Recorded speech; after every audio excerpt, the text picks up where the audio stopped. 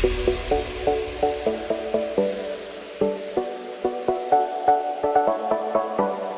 students, welcome to Class 8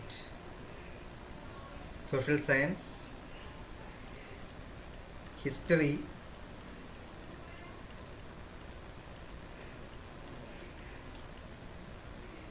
Chapter 2 Expansion of British Rule. Expansion of British Rule मतलब India में British rule, British का राज वो कैसे expand हुआ, वो कैसे विस्तृत हुआ, उसके बारे में हम लोग ये चैप्टर में पढ़ेंगे. और विजन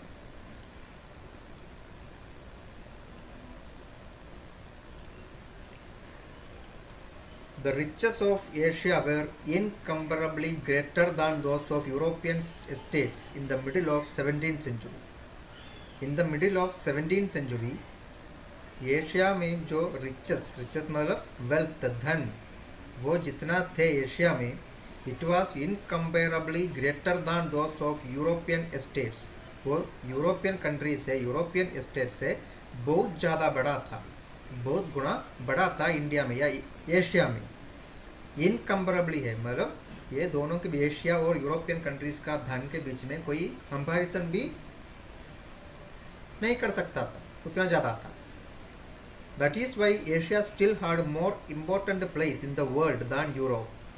इसलिए है आज भी एशिया को यूरोप से ज़्यादा इम्पोर्टेंस ये वर्ल्ड में है. Both English and the French companies believed that they needed to establish a monopoly over the trade with India in order to maximize their profit. English and French companies and French companies जो trade करने के लिए अलग अलग देश में जाते थे, व्यापार करने के लिए, उन लोग ये सोचा है या उन लोग ये बिलीव किया कि they needed to establish a monopoly over the trade with India.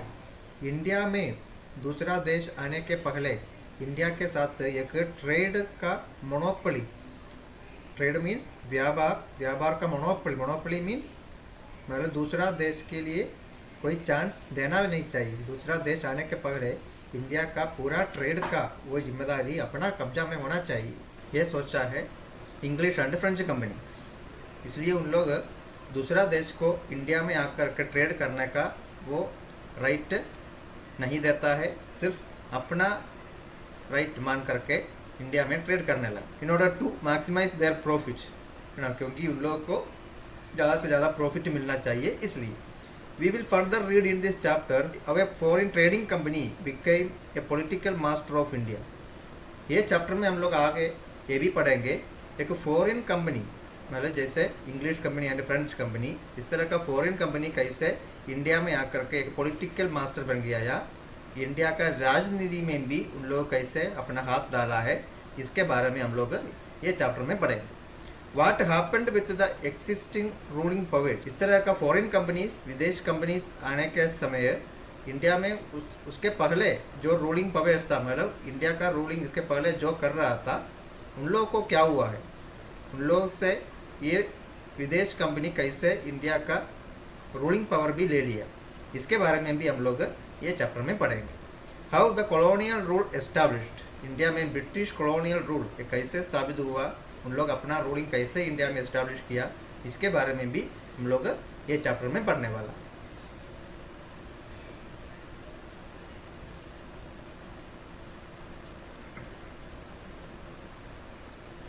Learning advantages.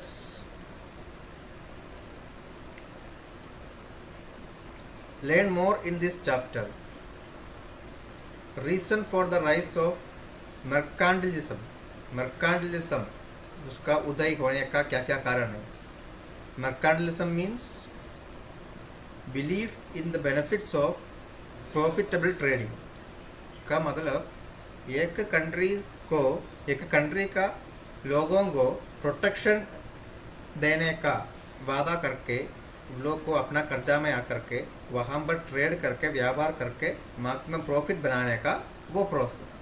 Actually ये ब्रिटिश लोग इंडिया में आने के बाद ब्रिटिश लोग इंडियन पीपल को वो प्रोटेक्शन देने का वादा किया था, मतलब उन लोग ऐसा वादा किया था दूसरा कोई बाहरी देश इंडिया पर अटैक नहीं करेगा, दूसरा कोई बाहरी देश इंडिया पर अटैक करेगा तो उन लोग ब्रिटिश लोग इंडियन पीपल को बचाएगा, ये वादा करके इंडिया में उन लोग क्या करने लगा, ट्रेडिंग या व्यापार करने लगा। इसी को बोलता है merchandisation. How did British power expanded, उसके बाद धीरे धीरे उन लोग इंडिया का रूलिंग पावर वो अपना हाथ में ले लिया। धीरे धीरे मतलब सबसे स्टार्टिंग में इंडिया का एक पार्ट में उन लोग अपना रूलिंग को शुरू किया था, फिर धीरे धीरे पूरा इंडिया देश में ये एक्सपांड हो गया। वो कैसे हुआ है उसके बारे में हम लोग ये चैप्टर में पढ़ेंगे। Expansion of British power, then subsidiary alliance, doctrine of law. Subsidiary alliance मतलब जैसे इंडियन रूलर अपना टेरिटरी में ब्रिटिश लोगों को या ईस्ट इंडिया कंपनी को आने देगा, तो ईस्ट इंडिया कंपनी वो एरिया को बाहरी अटैक से बचाएगा। उसके लिए ईस्ट इंडिया कंपनी को कुछ मनी या कुछ वेल्थ देना पड़ेगा। ये जो ट्रीटी है उसको बोलता है subsidiary alliance. Doctrine of loss, doctrine of loss मतलब वो ब्रिटिश के द्वारा लाया गया एक ऐसा पॉलिसी था, उसके अनुसार अगर किसी भी राज्य का कोई उत्तराधिकारी न हो या फिर उसके राजा को कोई पुत्र न होगा और उनकी जनरेशन आगे बढ़ नहीं पाएगी, तब वो राज्य ब्रिटिश के अंदर आ जाएगा। ये है उसका मतलब। Then Mysore Anglo Mysore wars, उसके बारे में हम लोग ये चैप्टर में पढ़ेंगे। मराठा आंग्लो मराठा वार, ये युद्ध के बारे में पढ़ेंगे। Annexation of Punjab and Awadh, Awadh and Punjab ये ब्रिटिश लोग कैसे अपना कब्जा में कर लिया उसके बारे में पढ़ेंगे। India has been the trading centre since ancient times, हम लोग को मालूम है बहुत पुराना समय से ही इंडिया एक ट्रेडिंग सेंटर था। ट्रेडिंग सेंटर मतलब व्यापार का केंद्र था। Merchant and traders from Europe and Asia visited regularly, मतलब एशिया से यूरोप से ढेर सारा मर्चेंट एंड ट्रेडर्स उन लोग इंडिया में हमेशा विजिट करते थे, आते जाते रहते थे। They also got support from Indian rulers as it was very profitable for them। उसके अलावा इन लोगों को इंडियन रूलर से बहुत सपोर्ट भी मिलता था, क्योंकि वो उन लोग के लिए भी क्या था, प्रॉफिटेबल था, लाभदायक था। The European countries began to form trading companies to trade with the East. European companies इस तरह से व्यापार कंपनी या ट्रेडिंग कंपनी बनाने लगा ईस्टर्न कंट्रीज के साथ ट्रेड करने के लिए। One of them was the English East India company, उस तरह का एक ट्रेडिंग कंपनी था इंग्लिश ईस्ट इंडिया कंपनी। वो इंग्लैंड से ब्रिटेन से अलग अलग देश में जाकर के व्यापार करने वाला एक कंपनी था। Mughal emperor Jahangir in 1617 AD wrote a letter to King of England for initiation of trading activity। Mughal emperor Jahangir in 1617 AD में ही wrote a letter to King of England, England का राजा को एक पत्र लिखा है for initiation of trading activities. उधर से east India Company India में आकर के अपना व्यापार एक्टिविटीज़ करने के लिए, ट्रेडिंग एक्टिविटीज़ को शुरू करने के लिए। Its purpose was to give permission to the British to carry out free trade within the boundaries of the Mughal empire. वो लेटर लिखने का पर्पस यही था, क्या था, वो इंग्लिश ईस्ट इंडिया कंपनी को या ब्रिटेन का कोई भी कंपनी इंडिया में आकर के एकदम फ्री ट्रेड कर सकता है, मतलब जो जो राज्य मुगल एम्पायर का अंडर में है, मुगल लोग का अंडर में है, वहाँ आकर के फ्री ट्रेड करने का वो अधिकार देने वाला एक पत्र था। The British arrived in India as traders, तो इसलिए सबसे शुरू में स्टार्टिंग में ब्रिटिश लोग इंडिया में पहुँचा है वो एज ट्रेडर्स। ट्रेडर्स मतलब व्यापार करने के लिए, व्यापारी बन के आया है। But soon they established there political supremacy and ruled over India, लेकिन जल्दी वो इंडिया का राजनीति में भी अपना सुप्रीमेसी वो दिखाने लगा और धीरे धीरे वो इंडिया के ऊपर रूलिंग करने लगा, राज करने लगा। फॉर अबाउट 200 ईयर्स, वो भी 200 साल तक उन लोगों का राज इंडिया में चलते गया। उसका मतलब 2-3 जनरेशन तक ब्रिटिश का अंडर में था इंडिया। नेक्स्ट है mercantilism. Mercantilism is an ideology became popular in Western Europe between 1600 and 1800। वो उस तरह का एक आशय था, एक आइडियोलॉजी था, वेस्टर्न यूरोप में बहुत पॉपुलर थे between 1600 and 1800. Essentially, this ideology was rooted in the principle that a country should make huge profit in overseas trade. ये आइडियोलॉजी, ये मर्कांटलिज्म, उसका मतलब ये आइडियोलॉजी इस पर आधारित थे, ओवरसीज ट्रेड में, ओवरसीज मतलब विदेश जा करके, सी पार करके, इसका मतलब समुद्र पार करके दूसरा देश में जा करके व्यापार करके बहुत ज़्यादा प्रॉफिट कमाना, ये था उसका main ideology. By protecting it's interest against foreign competition, ताकि कोई दूसरा देश आकर के या कोई दूसरा फॉरेन कॉम्पिटिशन से, दूसरा देश का आक्रमण से बचा करके एक टेरिटरी को अपने तरफ से जो प्रोटेक्शन दे करके वहाँ पर ट्रेडिंग करते हुए ज़्यादा से ज़्यादा प्रॉफिट कमाने वाला वो ideology. According to this policy, a trading company was supported by its own government by imposing protective tariffs. तो ये पॉलिसी के अनुसार जिस देश से ये ट्रेडिंग कंपनी आता है, मतलब इंग्लैंड से इंडिया में आया, तो इंग्लैंड से आने वाला ट्रेडिंग कंपनी को इंडिया में आकर के व्यापार करते वक्त जो टेरिटरी में उन लोग आकर व्यापार करता है, वो टेरिटरी में कोई दूसरा देश का आक्रमण ना हो, इसलिए इंग्लैंड का गवर्नमेंट जो देश से आया वो देश का गवर्नमेंट ये कंपनी को क्या करेगा, हेल्प करेगा. Every nation tried to achieve economic self sufficiency by promoting export and restricting import. हर देश का ये इच्छा है अपना अपना देश में इकोनॉमिक सेल्फ सफिशिएंसी वो पाने के लिए. इकोनॉमिक सेल्फ सफिशिएंसी मतलब आर्थिक रूप से मजबूत होना, ये पाने के लिए हर नेशन कोशिश करते रहता है. उसके लिए टू प्रमोट एक्सपोर्ट, अपना देश से जो माल है, गुड्स है, ये दूसरा देश में एक्सपोर्ट करेंगे. एंड रेस्ट्रिक्टिंग इम्पोर्ट, लेकिन बाहर का देश से बहुत कम इम्पोर्ट करेंगे या कोई चीज़ इम्पोर्ट नहीं करेंगे, है ना. अपना देश का माल अपना देश में भी यूज़ करेंगे और एक्स्ट्रा जो है, बाकी जो है वो दूसरा देश के लिए एक्सपोर्ट भी करेंगे. Mercantilism played the most vital part in encouraging the establishment of colony. ये जो चिंता है, ये mercantilism, it played most vital part encouraging the establishment of colonies. ये जो आइडिया है, ये बड़ा बड़ा देश दूसरा छोटा छोटा देश में जा कर के उसको अपना कॉलोनी बनाने का ये प्रोसेस में बहुत बड़ा इन्फ्लुएंस हुआ है. ये बहुत मोस्ट इम्पोर्टेंट प्ले या मोस्ट इम्पोर्टेंट रोल प्ले करता है ये mercantilism. The scramble for colonies led to many wars among the European powers in the 17th and 18th century. The scramble for colonies, scramble मतलब संघर्ष. The scramble for colonies led to many wars. इस तरह से अलग अलग देश अपना अपना कॉलोनी बनाने का स्क्रैम्बल, वो संघर्ष, वो बहुत ज़्यादा युद्ध होने का रीज़न बन गया. अमंग द यूरोपियन पवर्स मतलब यूरोपियन पवर्स मतलब यूरोप का सबसे मजबूत देशों के बीच में आपस में उन लोग क्या करने लगा, लड़ने लगा. इन the 17th and 18th centuries, 17th और 18th सेंचुरी के बीच में इस तरह से यूरोपियन देश, यूरोपियन पावरफुल कंट्रीज आपस में लड़ने लगा है, इस तरह से छोटा छोटा देशों को अपना कॉलोनी बनाने का मामले में. These are known as the trade rivalry. इस बात को बोलता है ट्रेड रिवलरी, मतलब व्यापार करने का वो बात पर बड़ा बड़ा देश आपस में लड़ने लगा, उसको बोलता है trade rivalry. Trade rivalry. Leading countries that were involved in the trade wars included. इस तरह से ट्रेड राइवलरी मतलब व्यापार के मामले में, व्यापार के बारे में बोल करके युद्ध करने वाला, वो युद्ध में इस तरह का कंट्रीज इंक्लूड थे. वो कौन कौन कंट्री था? तो Portugal, Holland, France, England, Denmark, ये सब कंट्रीज इस तरह से ट्रेड वार्स करते थे. Each one of this established its own trading company to trade with the East. ये सारा कंट्रीज अपना अपना ट्रेडिंग कंपनीज एस्टैब्लिश करने लगा, है ना, to trade with the East, मतलब ईस्टर्न कंट्रीज के साथ ट्रेड करने की, ईस्टर्न कंट्री में आकर ट्रेड करने के लिए ये सारा देश अपना अपना ट्रेडिंग कंपनीज वो एस्टैब्लिश करने लगा. सबसे पहले the Portuguese traders reached the Malabar coast in south India. India में पोर्चुगीज ट्रेडर्स भी आया था. पोर्चुगीज ट्रेडर्स इंडिया में साउथ इंडिया का मलबार कोस्ट में आए थे, जैसे कोचिन, गोवा, डामन एंड डियू.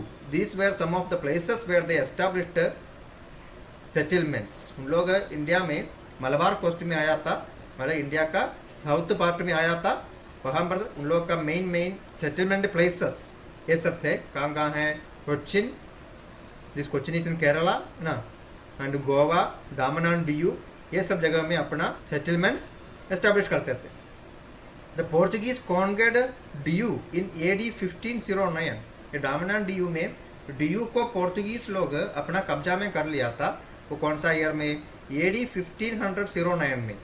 और गोवा को अपना अंडर में कर लिया था, या गोवा में आकर के अपना ट्रेडिंग कंपनी एस्टेब्लिश किया था पोर्चुगीज इन AD 1510 में with Albuquerque as the viceroy. उस समय ये वाइसरॉय वो कौन थे? अल्बुकरेक. ये picture fort Aguada was built by the Portuguese लोग ने बनाया था ये किला, ये fort Aguada to defend their settlements in Goa. ये किला इसलिए बनाया था अपना रहने का स्थान या अपना सेटलमेंट्स को बचाने के लिए. अपना सेटलमेंट्स के बाहर से ये किला बनाया था.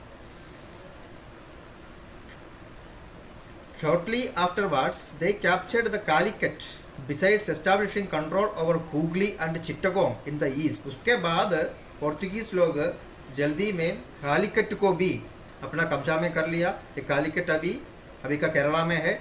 It besides establishing control over Hooghly, उसके अलावा Hooghly area and the Chittagong ना, ये सब जगह कहाँ पर है? ईस्टर्न इंडिया में है. Due to their superior armed ships, navigational skills, disciplined soldiers and able administrators, the Portuguese were able to establish their hold initially. इस तरह से अलग अलग देश, अलग अलग रीजन को अपना कब्जा में करने के लिए उन लोगों को क्या क्या इम्पोर्टेंट फैक्टर्स हेल्प किए थे. एक देखिए क्या है? Superior armed ships.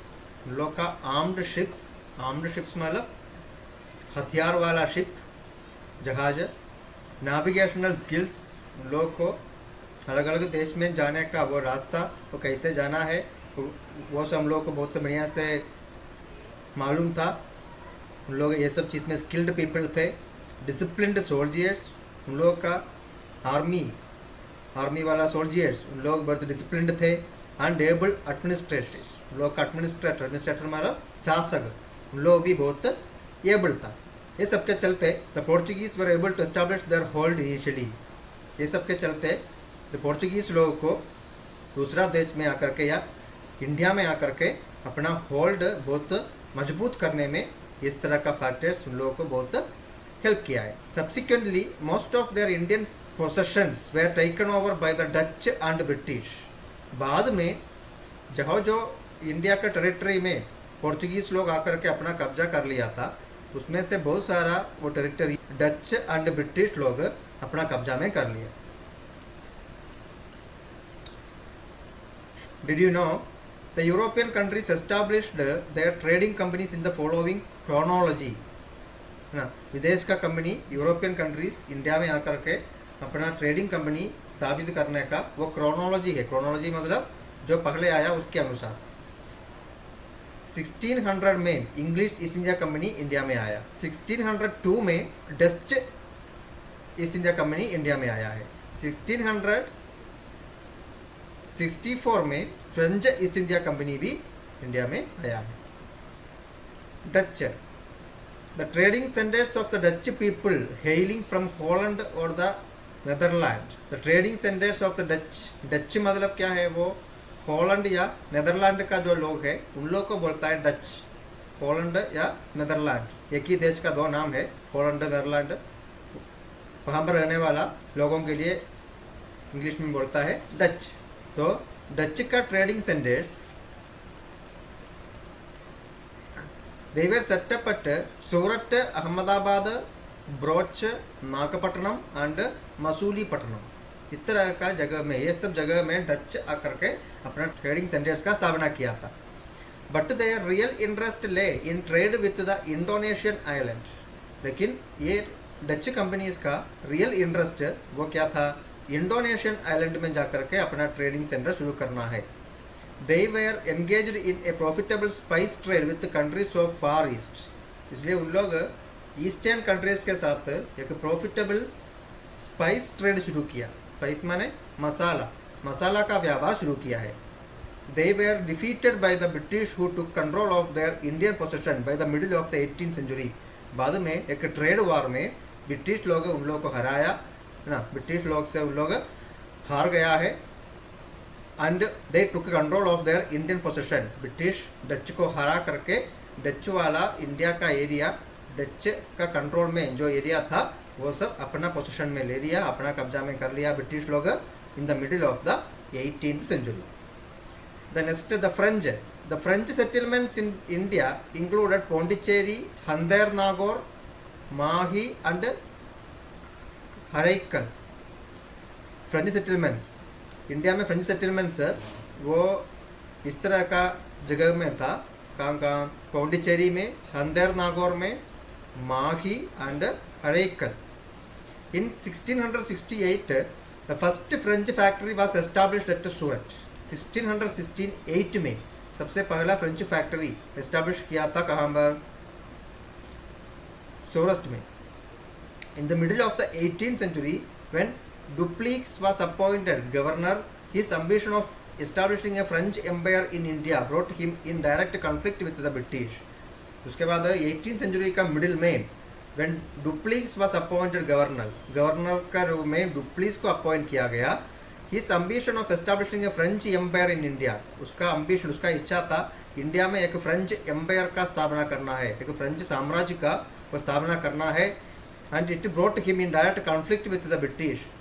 ये इच्छा के चलते वो ब्रिटिश के साथ डायरेक्ट लड़ाई करने लगा. This led to the Anglo French war. इसके चलते फिर एंग्लो फ्रेंच वार का शुरुआत हुआ है. एंग्लो फ्रेंच वार मतलब ब्रिटिश फ्रेंच वार का शुरुआत हुआ है. ब्रिटिश लोग, the British or English East India company was granted monopoly of trade with the East by Queen Elizabeth. British का क्वीन, इंग्लैंड का क्वीन उस समय एक वो कौन था? Queen Elizabeth. वो Queen Elizabeth East India company को इंडिया में आकर के ट्रेड करने का, व्यापार करने का परमिशन दे दिया. Subsequently, during the reign of the Stuart King James I in England, Sir Thomas Roe undertook a trip to India as his envoy and obtained from the Mughal Emperor Jahangir the right to trade and established factories or trading centers at Surat, Ahmedabad and Bruch. इसके बाद during the reign of the Stuart King James first, उसका समय में England में उसका राज था. उस समय sir Thomas Roe undertook a trip to India. Thomas Roe नाम का आदमी वो इंडिया के लिए एक यात्रा किया है.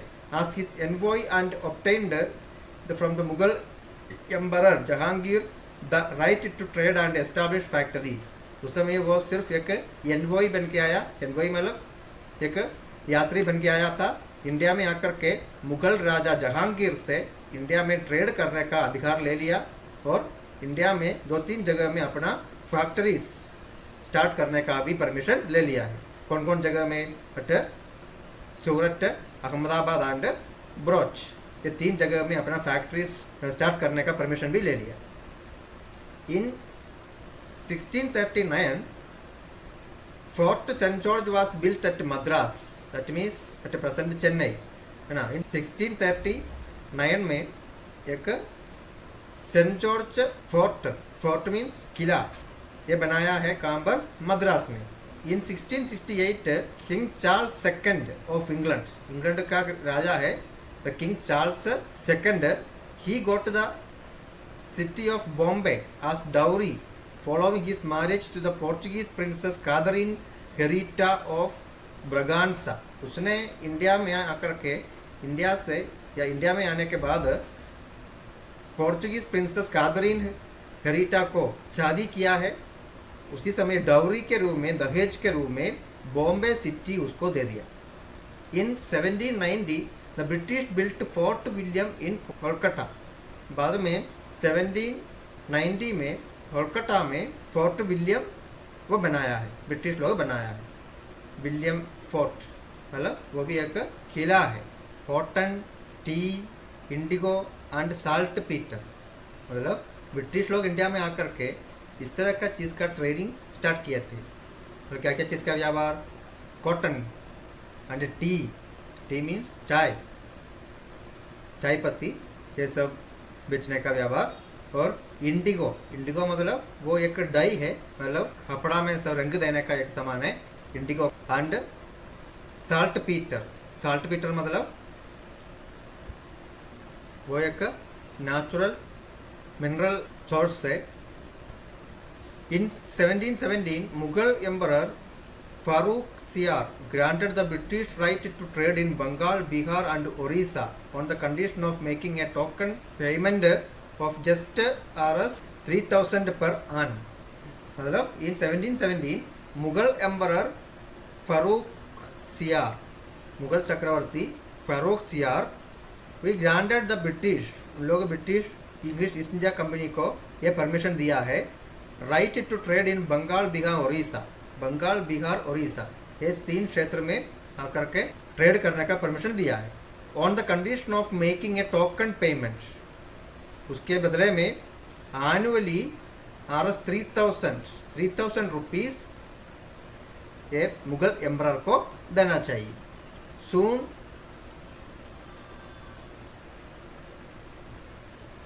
the English East India Company managed to conquer most of the Portuguese and Dutch. उसके बाद English East India Company they managed to conquer most of the Portuguese and Dutch. उन लोग उसके पहले आने वाला ये पोर्तुगीज से डच उन लोगों को युद्ध करके हरा करके उन लोगों का एरिया भी अपना कब्जा में करने लगा. However, they faced stiff resistance from the French. ऐसा करने के लिए कोशिश किया, लेकिन ये फ्रेंच आर्मी या फ्रेंच ईस्ट इंडिया कंपनी उसके साइड से बहुत ज़्यादा रेसिस्टेंस, मतलब उन लोग ब्रिटिश लोग का ये आक्रमण को बहुत अच्छी तरीक़ा से रोकने में कामयाब हुआ है. Then expansion of British power. British power फिर कैसे कैसे इंडिया में अलग अलग जगह में एक्सपांड हुआ. The conquest of Bengal. By the middle of the 14th century, the English East India company had established few factories in Bengal. In the middle of the 14th century, 14th century का बीच में the English East India company had established few factories in Bengal. Bengal में कुछ factories का स्थापना किया है English East India company.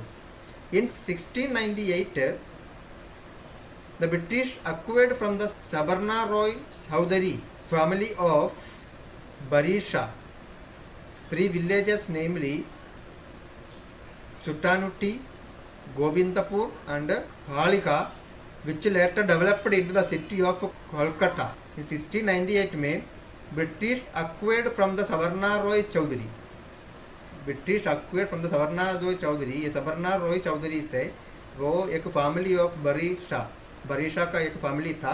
उन लोग तो ब्रिटिश ये 3 विलेजेस को अक्वायर किया, मतलब 3 विलेजेस उसी से ब्रिटिश अटैक करके ले लिया. मतलब वो कौन कौन विलेज था? सुट्टानुट्टी, गोविंदपुर एंड हलिगा. These 3 villages which later developed in the city of Kolkata. ये विलेज वाला एरिया बाद में फिर क्या बन गया है? द सिटी ऑफ कोलकाता बन गया है. ये कंपनी ऑफिशियल जॉब चारनोक, ये कंपनी ऑफिशियल जॉब चारनोक नाम का एक company official East India company का एक officer, he is known as the founder of Kolkata. उसको ऐसे कहा जाता है कि कोलकाता सिटी का फाउंडर यही है. He was instrumental in the purchase of this villages. उसने ये 3 विलेज को खरीदने में बहुत अच्छा रोल किया है, इम्पोर्टेंट रोल किया है. The British built fort William to safeguard their settlements. British लोग अपना सेटलमेंट्स मतलब अपना ऑफिसेस जहाँ पर रहते थे वो जगह को बचाने के लिए एक फोर्ट विलियम बनाया, विलियम नाम का एक किला बनाया. When they expanded their fortifications and misused their trading rights, the Nawab of Bengal, Siraj-ud-Dawla, expelled them from Calcutta. बाद में east India company when they expanded their fortification, मतलब अपना किला वाला एरिया को एक्सपांड करने लगा, मतलब अपना सेटलमेंट्स एरिया को एक्सपांड करने लगा, and misused the trading rights, जो व्यापार करने का अधिकार दिया था उसका मिसयूज करने लगा. तब नवाब ऑफ बंगाल, बंगाल का नवाब वो कौन था? सिराज-उद-दौला. ही एक्सपेल्ड देम फ्रॉम कलकत्ता. उसने क्या किया है? ईस्ट इंडिया कंपनी को कलकत्ता से निष्कासित किया है, बाहर किया है. But under the able generalship of Lord Clive, the company managed to win over important members of Siraj-ud-Daula, members of Siraj स्कॉट such as Mir Jafar the commander in chief, Jagat Seth banker and Omichand rich merchant. लेकिन under the able generalship of Lord Clive का generalship में leadership में the company manage to win over important members of Siraj स्कॉट। East India Company Siraj-ud-Daula का दरबार का कुछ important members को अपना साइड में करने में कामयाब हुआ। वो कौन कौन था? मिर जाफर सिराजुद्दौला का कमांडर इन चीफ था, मतलब आर्मी चीफ था। जगत सेठ उसका बैंकर था, मतलब ये मनी रिलेटेड चीज हैंडल करते थे। एंड ओमीद चंद वो एक रिच मर्चेंट थे, एक बहुत धनी व्यापारी थे। उन लोग को अपना साइड में करने में ब्रिटिश लोग सक्सीड हो गया। नेक्स्ट बैटल ऑफ प्लासी 1757 में हुआ था battle of Plassey. Shortly afterwards, Siraj-ud-Dawla was defeated and killed by the British in the Battle of Plassey in 1757। इस तरह से ब्रिटिश लोग सिराजुद्दौला का दरबार का कुछ मेंबर्स को अपना साइड में करने में कामयाब हुआ। उसके बाद तुरंत सिराजुद्दौला वाज डिफीटेड, ब्रिटिश के साथ लड़ाई में सिराजुद्दौला हार गया। And killed by the British लोग उसको मार दिया in the battle of Plassey में। वो हुआ था 1757 में। It was one of the most significant events in Indian history. This battle paved the way for British conquest of Bengal and eventually the all of India. ये इंडियन हिस्ट्री का एक important युद्ध है, एक इम्पोर्टेंट इवेंट है, क्योंकि battle of Plassey में बंगाल का नवाब को मारने के बाद it paved the way for British conquest of Bengal area, Bengal province, ये पूरा अपना कब्जा में करने में ब्रिटिश हो पाया। एंड इवेंचुअली उसके बाद द ऑल ऑफ इंडिया, धीरे धीरे पूरा इंडिया ब्रिटिश का अंडर में आ गया। मिर जाफर द न्यू पपेट नवाब, सिराजुद्दौला को मारने के बाद मिर जाफर को बंगाल का नवाब बनाया गया ब्रिटिश द्वारा।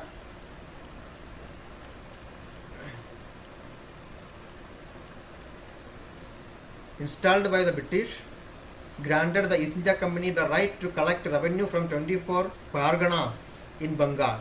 बंगाल का 24 Parganas से रेवेन्यू कलेक्ट करने का अधिकार दे दिया है मिर जाफर को, ब्रिटिश दे दिया। ये पारगनास मतलब क्या है? ये ग्रुप ऑफ विलेज या फिर ये sub division of A district, एक डिस्ट्रिक्ट या सब डिविजन, उसी को बोलता है पारगना। And also the right to free trade, उसके अलावा ये राइट भी दे दिया, वहाँ पर व्यापार करने का राइट भी दे दिया है मिर जाफर को। द कॉज ऑफ डिफीट इन प्लासी का युद्ध में बंगाल का नवाब वो क्यों हार गया, उसका रीज़न क्या क्या है, उसके बारे में देखते हैं।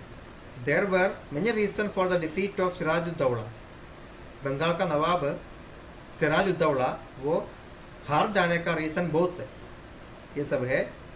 He was betrayed by his own officers and merchants. सबसे पहले अपना ही ऑफिसर्स या अपने साथ जो धनी मर्चेंट्स था उन लोग उसको धोखा दे करके वो ब्रिटिश के साथ चला गया, जैसे मिर जाफर एंड जगत सेठ, वो एक रीज़न है। दूसरा reason, the British had superior naval power, मतलब ब्रिटिश के पास नेवी वो बहुत अच्छा था। नेवी मतलब समुद्र सेना, वो बहुत अच्छा था। Next, Sirajuddaulah was inexperienced and young. Sirajuddaulah वो अनुभवी नहीं थे और युवा था। He did not make any attempt to gain support from the French, इसलिए उसने ब्रिटिश के खिलाफ लड़ने के लिए फ्रेंच का सपोर्ट नहीं मांगा, नहीं लिया। ये सब उसका रीज़न में बता रहा है। The next, battle of Buxar हुआ था 1764 में।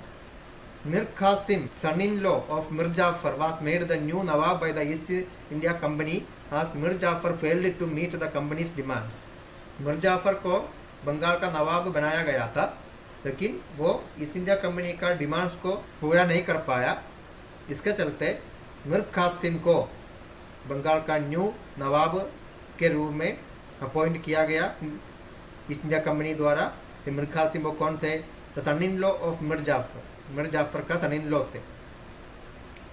And the new nawab however became unpopular with the British soon. लेकिन ये भी कि मीर कासिम भी ब्रिटिश का पॉपुलैरिटी या ब्रिटिश का इंटरेस्ट को मीट नहीं कर पाया। And soon because of the following measures he undertook. क्योंकि वो क्यों ऐसा हुआ है? मीर कासिम को ब्रिटिश का इंटरेस्ट या ब्रिटिश का फेवर वो क्यों नहीं ले पाया? उसका रीज़न ये सब है। Modernisation of the army. उसने अपना आर्मी को मॉडर्नाइज करने लगा। Attempt to improve the finances of Bengal. Bengal का फिनेंशियल कंडीशन, आर्थिक अवस्था उसको इम्प्रूव करने लगा। इम्प्रूव करने के लिए वो कोशिश किया। Attempt to check the misuse of the trade privileges of the British.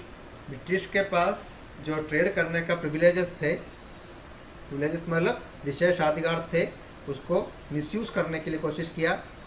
Abolition of taxes on internal trade to the dislike of the British. Internal trade मतलब बंगाल प्रोविंस के अंदर में ट्रेड करने वाला से टैक्स लेना, वो उसको अबॉलिश किया। अबॉलिश करना मतलब समाप्त किया।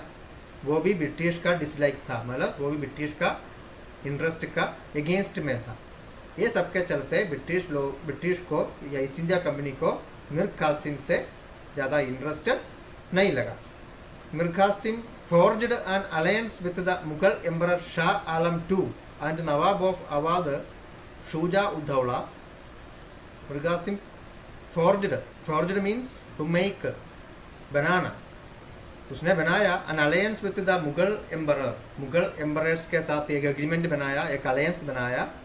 मतलब मुगल एम्परर शाह आलम सेकंड और नवाब ऑफ अवध का नवाब शूजा उद्दौला, इन लोगों के साथ एक अलायंस बनाया। Their combined forces fought with the British.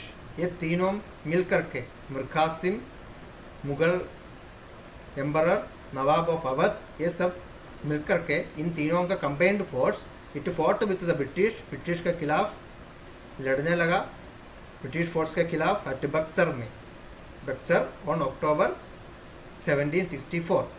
But the combined forces were defeated by the British. लेकिन ये तीनों का कंबाइंड फोर्स को भी ब्रिटिश हरा दिया है।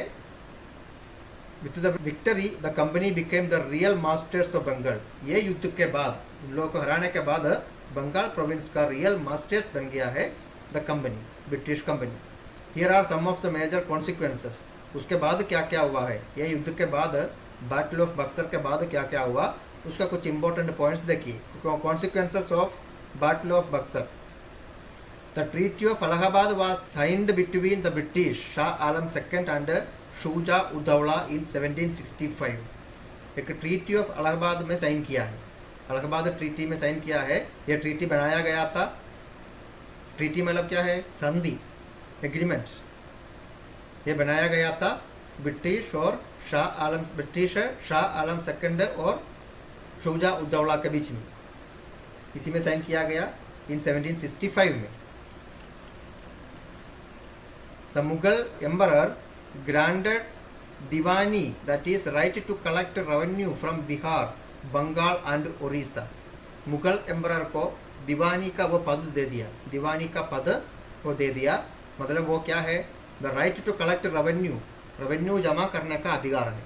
रेवेन्यू जमा करने का मतलब बिहार से, बंगाल से एंड उड़ीसा से, to the English East India company के लिए। In return he was given an annual tribute of ₹26 lakh besides districts of Kara and Allahabad. वापस में मुगल एम्परर को क्या क्या मिलेगा? एनुअली ₹26 लाख मिलेगा। उसके अलावा कारा एंड इलाहाबाद जिला डिस्ट्रिक्ट्स, ये भी उसको दे दिया। The emperor had to reside in the fort of Allahabad. Mughal emperor को इलाहाबाद का फोर्ट में रह सकता है, इलाहाबाद का किला में, and under the protection of the British का प्रोटेक्शन। मतलब उसको कोई बाहर से अटैक भी नहीं करेगा, उसको ब्रिटिश का फोर्स बचाएगा। द नवाब ऑफ अवध का नवाब को ये ट्रीटी के अनुसार उसको क्या क्या मिला? He had to pay an indemnity of ₹50 lakh. 50 lakh rupees का इंडेमनिटी मतलब हानि से सुरक्षा मतलब बचाव के लिए 50 लाख रुपीस देना चाहिए। His kingdom was restored to him, तब उसका किंगडम, उसका टेरिटरी उसको वापस मिल जाएगा बाय द कंपनी उसको वापस देगा। विच प्रोमिस्ड हेल्प इन केस इस kingdom was attacked by other rulers, और ये भी वादा किया था दूसरा कोई रूलर्स उसका किंगडम में उसका एरिया में, उसका प्रोविंस में अटैक करेगा तो उसको ब्रिटिश आर्मी बचाएगा या ईस्ट इंडिया कंपनी का वो मिलिट्री बचाएगा। The next Robert Clive, he introduced the dual government in Bengal in 1765। Robert Clive उसने बंगाल में डुअल गवर्नमेंट को इंट्रोड्यूस किया, पेश किया इन 1765 में, which was lasted up to 1772। ये डुअल गवर्नमेंट सिस्टम 1772 तक बंगाल में थे। अंडर दिस सिस्टम, ये सिस्टम के अनुसार Mir Jafar was placed back on the throne, Mir Jafar को अपना कुर्सी वापस मिल गया। And handed over the powers of military and criminal jurisdiction, और मिलिट्री का पावर भी उसको वापस मिल गया। एंड द क्रिमिनल जुरिस्डिक्शन मतलब निजामत है ना, वो क्रिमिनल जुरिस्डिक्शन भी उसको वापस मिल गया, मतलब अपना एरिया का लॉ एंड ऑर्डर ये सब कुछ मिर्ज जाफर को मेंटेन करना चाहिए। While the company exercised control over revenue, लेकिन रेवेन्यू का बात वो ईस्ट इंडिया कंपनी के पास है, मतलब रेवेन्यू जमा करना वो किसके पास है, ईस्ट इंडिया कंपनी का पावर है। Through this method the company had all powers but no responsibilities, तो ये मेथड के अनुसार ईस्ट इंडिया कंपनी के पास पूरा पावर है लेकिन रिस्पॉन्सिबिलिटी जिम्मेदारी कुछ भी नहीं है। And the nawab had all responsibilities but no power, लेकिन नवाब के पास, मिर्ज जाफर के पास जिम्मेदारियाँ बहुत है, ऑल रिस्पॉन्सिबिलिटीज उसके पास है लेकिन नो पावर, लेकिन उसके पास कोई पावर नहीं है। Did you know Robert Clive amassed huge wealth during his stay in India. Robert Clive जब इंडिया में रहते थे देन ही अमास्ड ह्यूज वेल्थ, अमास्ड मतलब जमा करके रखना। रॉबर्ट क्लाइव बहुत ज़्यादा धन वो जमा करके रखे हुए थे। A parliamentary inquiry was instituted against him on charge of the corruption after he returned back to England in 1773। जब वो 1773 में इंग्लैंड में वापस चला गया उस समय उसके अगेंस्ट में एक पार्लियामेंट्री इंक्वायरी मतलब जांच है ना, जांच बैठाया गया था against him on the charges of corruption, मतलब उसके अगेंस्ट में क्या आरोप था, भ्रष्टाचार का आरोप था। The charge was however rejected, लेकिन वो सब आरोप बाद में रिजेक्ट किया गया। बट क्लाइव बिकेम डिप्रेस्ड, लेकिन रॉबर्ट क्लाइव ये सब के चलते बहुत डिप्रेशन में चला गया। एंड कमिटेड सुइसाइड इन 1774, बाद में एक साल के बाद उसने क्या कर दिया, आत्महत्या कर दिया। The system of dual government made the company the virtual ruler of Bengal. ये डुअल गवर्नमेंट का सिस्टम जैसे ऊपर में बताया था, इसके चलते ईस्ट इंडिया कंपनी बंगाल का एक वर्चुअल रूलर बना गया।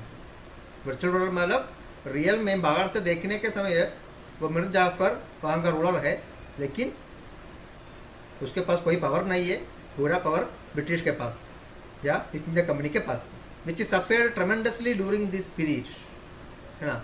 ये सिस्टम, ये जो सिस्टम है ये इसी समय में बहुत ज़्यादा प्रॉब्लम हुआ उस सिस्टम में। सेवियर फेमाइन विच स्टक बंगाल इन 1770। 1770 में बंगाल प्रोविंस में क्या आ गया है, भूखमरी, वो प्रॉब्लम आ गया। एंड फर्दर वर्सेंड दिस सिचुएशन, ये वहाँ का सिचुएशन को बहुत ज़्यादा खराब बना दिया। Eventually Warren Hastings ended the dual government इन 1772। इसके चलते बाद में वारेन हास्टिंग ये डुअल गवर्नमेंट सिस्टम को एंड कर दिया। मतलब डुअल गवर्नमेंट सिस्टम में मिर्ज जाफर के पास या बंगाल का नवाब के पास जिम्मेदारी है लेकिन उसके पास रेवेन्यू जमा करने का कोई पावर नहीं है, मतलब ड्यूटी या जो भी चीज़ अपना प्रोविंस में लोगों के लिए करना चाहिए ये सब करने का जिम्मेदारी नवाब के पास है, लेकिन उसके पास क्या नहीं है, मनी नहीं, इसलिए ये प्रॉब्लम आ गया। इसके चलते इन 1772 में वारन हास्टिंग एक डुअल गवर्नमेंट का सिस्टम को एंड कर दिया and brought Bengal directly under the administration of English East India company. बाद में ये Bengal province English East India company का डायरेक्ट एडमिनिस्ट्रेशन के अंडर में लाया गया। British expansionist policy 1757 to 1880। British expansionist policy, British लोग इंडिया का एरिया, इंडियन टेरिटरी में अपना पावर कैसे कैसे एक्सपांड कर रहा था उसके बारे में, मतलब between 1757 to 1880। In order to bring the entire country under its control, the British embarked on some novel expansionist policies. पूरा इंडियन टेरिटरी, इंडिया देश ब्रिटिश का कंट्रोल के अंडर में लाने के लिए ब्रिटिश कुछ एक्सपांशनिस्ट पॉलिसीज अपनाए। एक्सपांशनिस्ट मतलब अपना कंट्रोल को विस्तृत करने का कुछ पॉलिसीज अपनाए। एक द सब्सिडियरी अलायंस।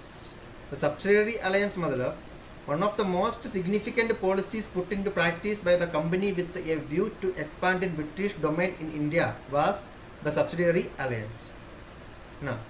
मतलब इंडिया में अपना कंट्रोल, अपना पावर वो एक्सपांड करने के लिए लाया गया अलग अलग पॉलिसी में सबसे इम्पोर्टेंट पॉलिसी यही है, the subsidiary alliance. It was introduced by Lord Wellesley who was the governor general of India between 1798 and 1805। ये सब्सिडियरी अलायंस ये किसने लाया है? Lord Wellesley. लॉर्ड वेलेस्ली ने इंट्रोड्यूस किया है इंडिया में। He was the governor general of India, वो उस समय का इंडिया में गवर्नर जनरल थे वो बिटवीन 1798 एंड 1805। इसी समय के बीच में इंडिया का गवर्नर जनरल थे lord Wellesley. According to the policy a ruler had to, ये सब्सिडियरी अलायंस के अनुसार a ruler had to disband his own army and maintain British troop permanently at his cost और give some territory in lieu of it. इसके अनुसार क्या है? एक ruler, India का एक प्रोविंशियल रूलर, उसको अपना आर्मी को डिसमिस करना चाहिए, डिसबैंड करना चाहिए, मतलब अपना आर्मी रखने का राइट नहीं है, और ब्रिटिश ट्रूप को परमानेंटली मेंटेन करना चाहिए। ब्रिटिश आर्मी को हमेशा के लिए मेंटेन करना चाहिए एट हिज कॉस्ट, मतलब अपना खर्चा में, and give some territory in lieu of it. उसके बदले में ब्रिटिश आर्मी मिलेगा, उसके बदले में अपना एरिया का, अपना टेरिटरी का कुछ टेरिटरी ब्रिटिश को देना चाहिए। A ruler had to accept a British resident in the court. एक रूलर को ब्रिटिश रेसिडेंट मतलब ब्रिटिश का लोग जहाँ रहता है वो भी एक्सेप्ट करना पड़ेगा। अपना टेरिटरी के अंडर में ब्रिटिश लोग को रहने का भी व्यवस्था देना चाहिए। Ruler had to expel all foreigners except the British from the territory. अपना एरिया से, अपना टेरिटरी से ब्रिटिश को छोड़ के बाकी सारा विदेशियों को भगाना चाहिए। Ruler had to consult the British before negotiating with any other Indian state. दूसरा कोई इंडियन स्टेट के साथ नेगोशिएट करने के पहले या किसी दूसरा प्रोविंस के साथ समझौता करने के पहले ब्रिटिश का परमिशन लेना चाहिए या ब्रिटिश से भी संपर्क करना चाहिए। And a ruler had to abide by the decision of the British in case of any disagreement. अगर बीच में किसी तरह का डिसएग्रीमेंट होने पर, डिसओपिनियन होने पर उस लोगों को ब्रिटिश का बात, ब्रिटिश का डिसीजन को मानना पड़ेगा। ये सारा बात था ये सब्सिडियरी अलायंस के अनुसार। Evidently the policy of subsidiary alliance allowed the British to supervise a king's relations with other kingdoms in return, है ना। Evidently the policy of subsidiary alliance, ये सब्सिडियरी अलायंस का policies, it allowed the British to supervise a king's relation with other kingdoms. उसके अनुसार एक राजा को दूसरा राजाओं के साथ किस तरह का रिलेशन होता है ये सबको सुपरवाइज करने का पावर भी ब्रिटिश के पास आ गया। In return the British promised that the ruler would be protected from the invasion, है ना। उसके बदले में ब्रिटिश लोग ये वादा करता है दूसरा रूलर का इन्वाशन, इन्वाशन मतलब आक्रमण, अटैक, तो दूसरा रूलर्स उस पर अटैक करने से ब्रिटिश ट्रूप, ब्रिटिश आर्मी उसको बचाएगा।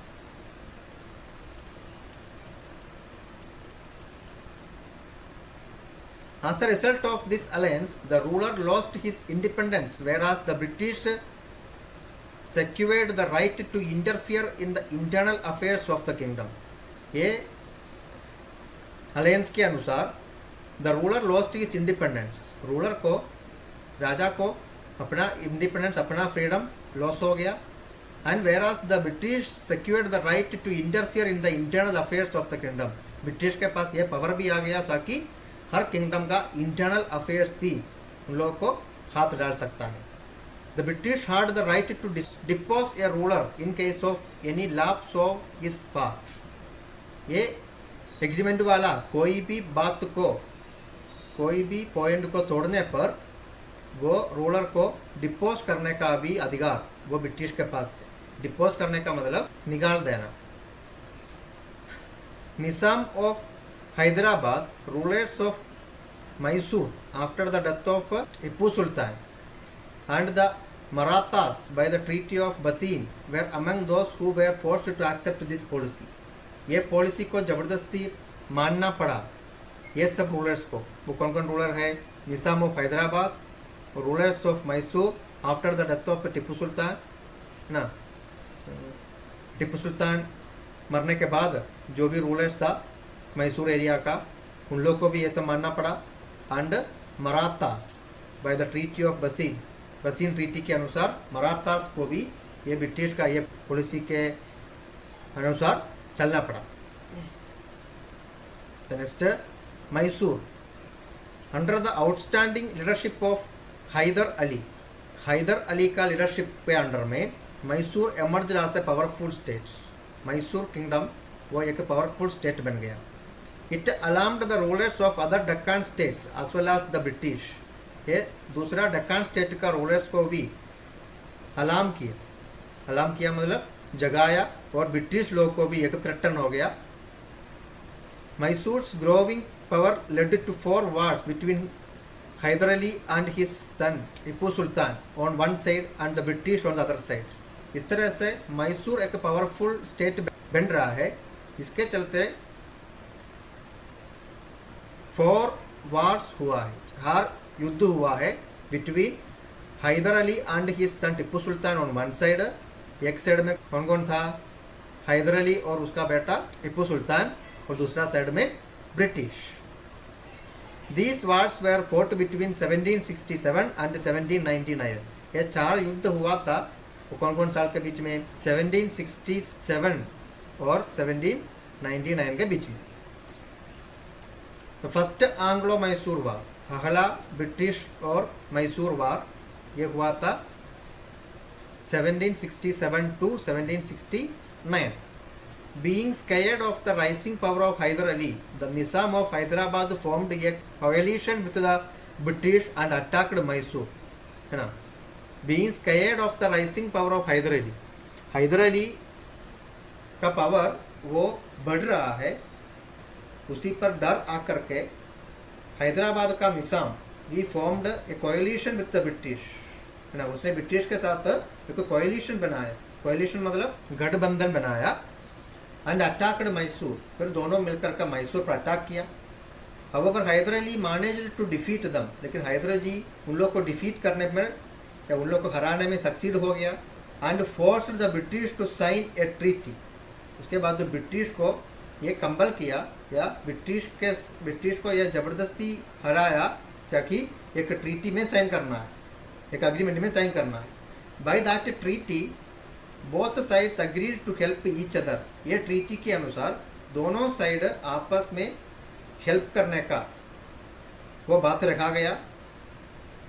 In case on attack by the third party, उसका मतलब कोई तीसरा पार्टी इन लोग पर अटैक करेगा तो दोनों आपस में हेल्प करके उसको रोकने का वो वादा किया है यह ट्रीटी के अनुसार.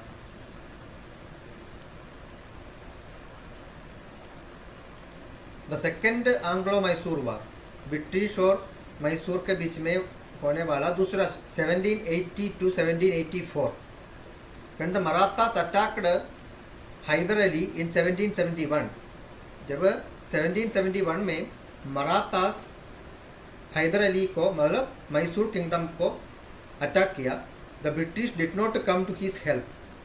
लेकिन ब्रिटिश लोग उसका हेल्प करने के लिए नहीं आया, है ना. ऊपर वाला जो एग्रीमेंट के अनुसार कोई दूसरा देश इन लोग पर अटैक करेगा तो आपस में हेल्प करने का वादा किया था, लेकिन ब्रिटिश लोग वो वादा को तोड़ दिया। Hyder Ali died fighting the war, ये युद्ध में हैदर अली मर गया। His son Tipu Sultan continued the war, उसके बाद उसका बेटा टिप्पू सुल्तान ये वार को जारी रखा, युद्ध को जारी रखा, which finally came to an end in 1784। उसके बाद ये युद्ध एंड हुआ है 1784 में bye the treaty of Mangalore. वो भी एक ट्रीटी से एंड हुआ है, मतलब एक एग्रीमेंट और बनाया, उसको बोलता है the treaty of Mangalore, Mangalore treaty बोलता है उसको।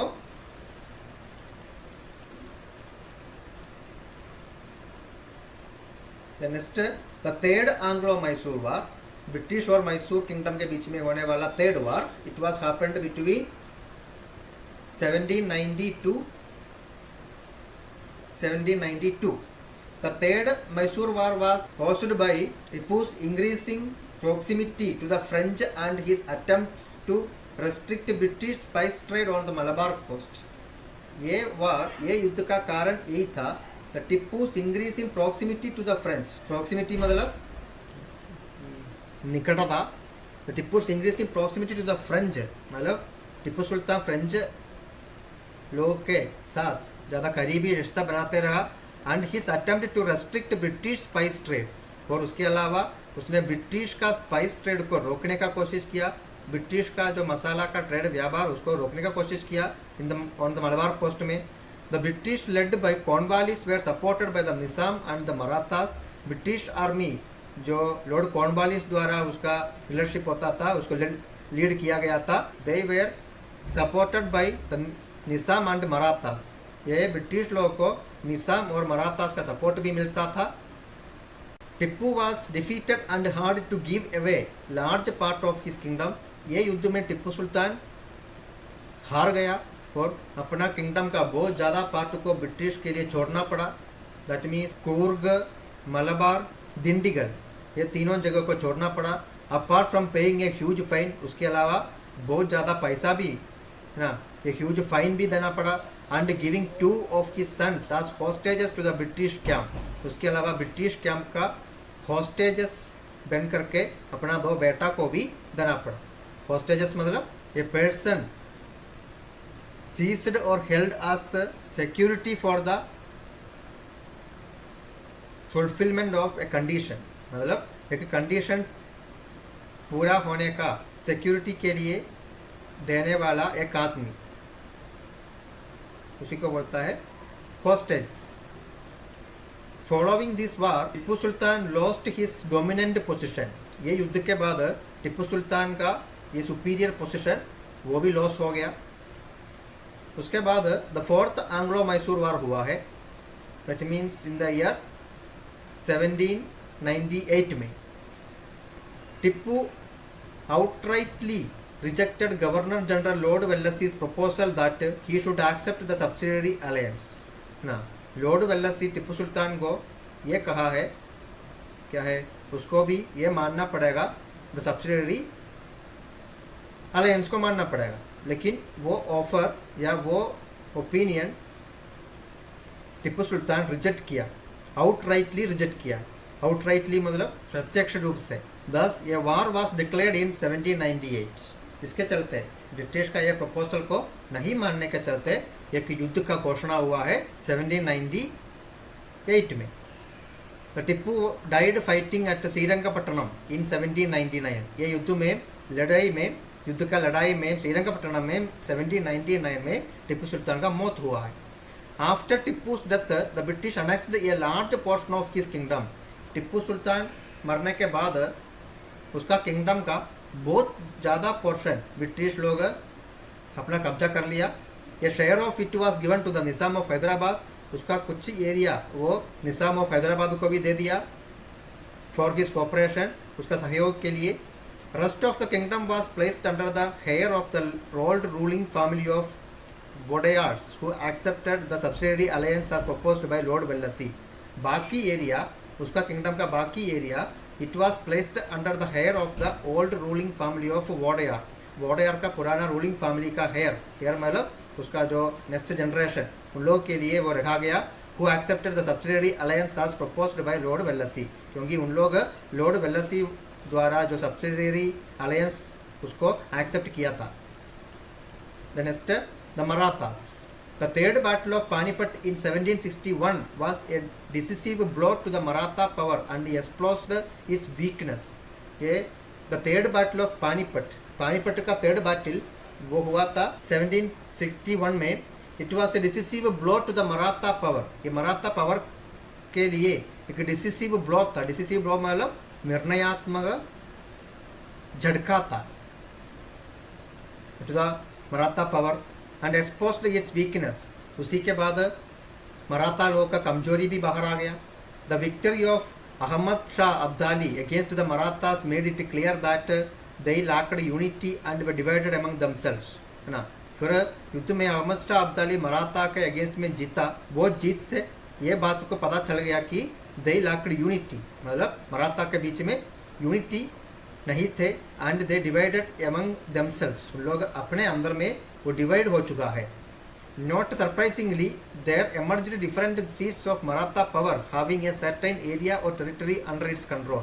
उसके बाद बिना कोई आश्चर्य का बात है there emerged different seats of Maratha power. Maratha power का डिफरेंट सीट्स मतलब मराठा का पावर वो किसको किसको चाहिए उन लोग सब धीरे धीरे बाहर आने लगा. And having a certain area और टेरिटरी अंडर इट्स कंट्रोल मतलब जो जो लोग मराठा पर राज करना चाहता था उन लोग भी बाहर आने लगा. This included the Peshwas, Gaekwad, Holkars, Bhonsles and Scindias, है ना. ये मराठा के लिए मराठा का राज करने के लिए चाहने वालों में ये सब भी है. क्या कौन कौन है? तो पेशवास है, गायकवाड़ है, होलकर्स, बोनसिल्स एंड जिंडियास. एंग्लो मराठा वार. अभी एंग्लो मराठा वार के बारे में ब्रिटिश और मराठा के बीच में जो युद्ध हुआ उसके बारे में. The power struggle among the Maratha chief intensified after 1770. Maratha का चीफ्स मराठा लीडर्स उन लोगों के बीच में स्ट्रगल वो लड़ाई वो ज़्यादा मजबूत हो गया है आफ्टर 1770s के बाद. The British took advantage of their disunity. ये डिसयूनिटी इन लोगों के बीच में यूनिटी नहीं है, इन लोग आपस में लड़ रहा है, इसका फ़ायदा उठाया British. And interfered in their internal affairs. उसका फ़ायदा उड़ा करके मराठा का इंटरनल अफेयर्स में इंटरनल मैटर्स में इंटरफियर करने लगा. Which leading to the 3 Anglo Maratha war. उसके चलते 3 एंग्लो मराठा वार हुआ है बिटवीन 1775 एंड 1818, है ना. इसके बीच में 3 एंग्लो मराठा वार हुआ है. द फर्स्ट एंग्लो मराठा वार ये हुआ था between 1775 to 1785.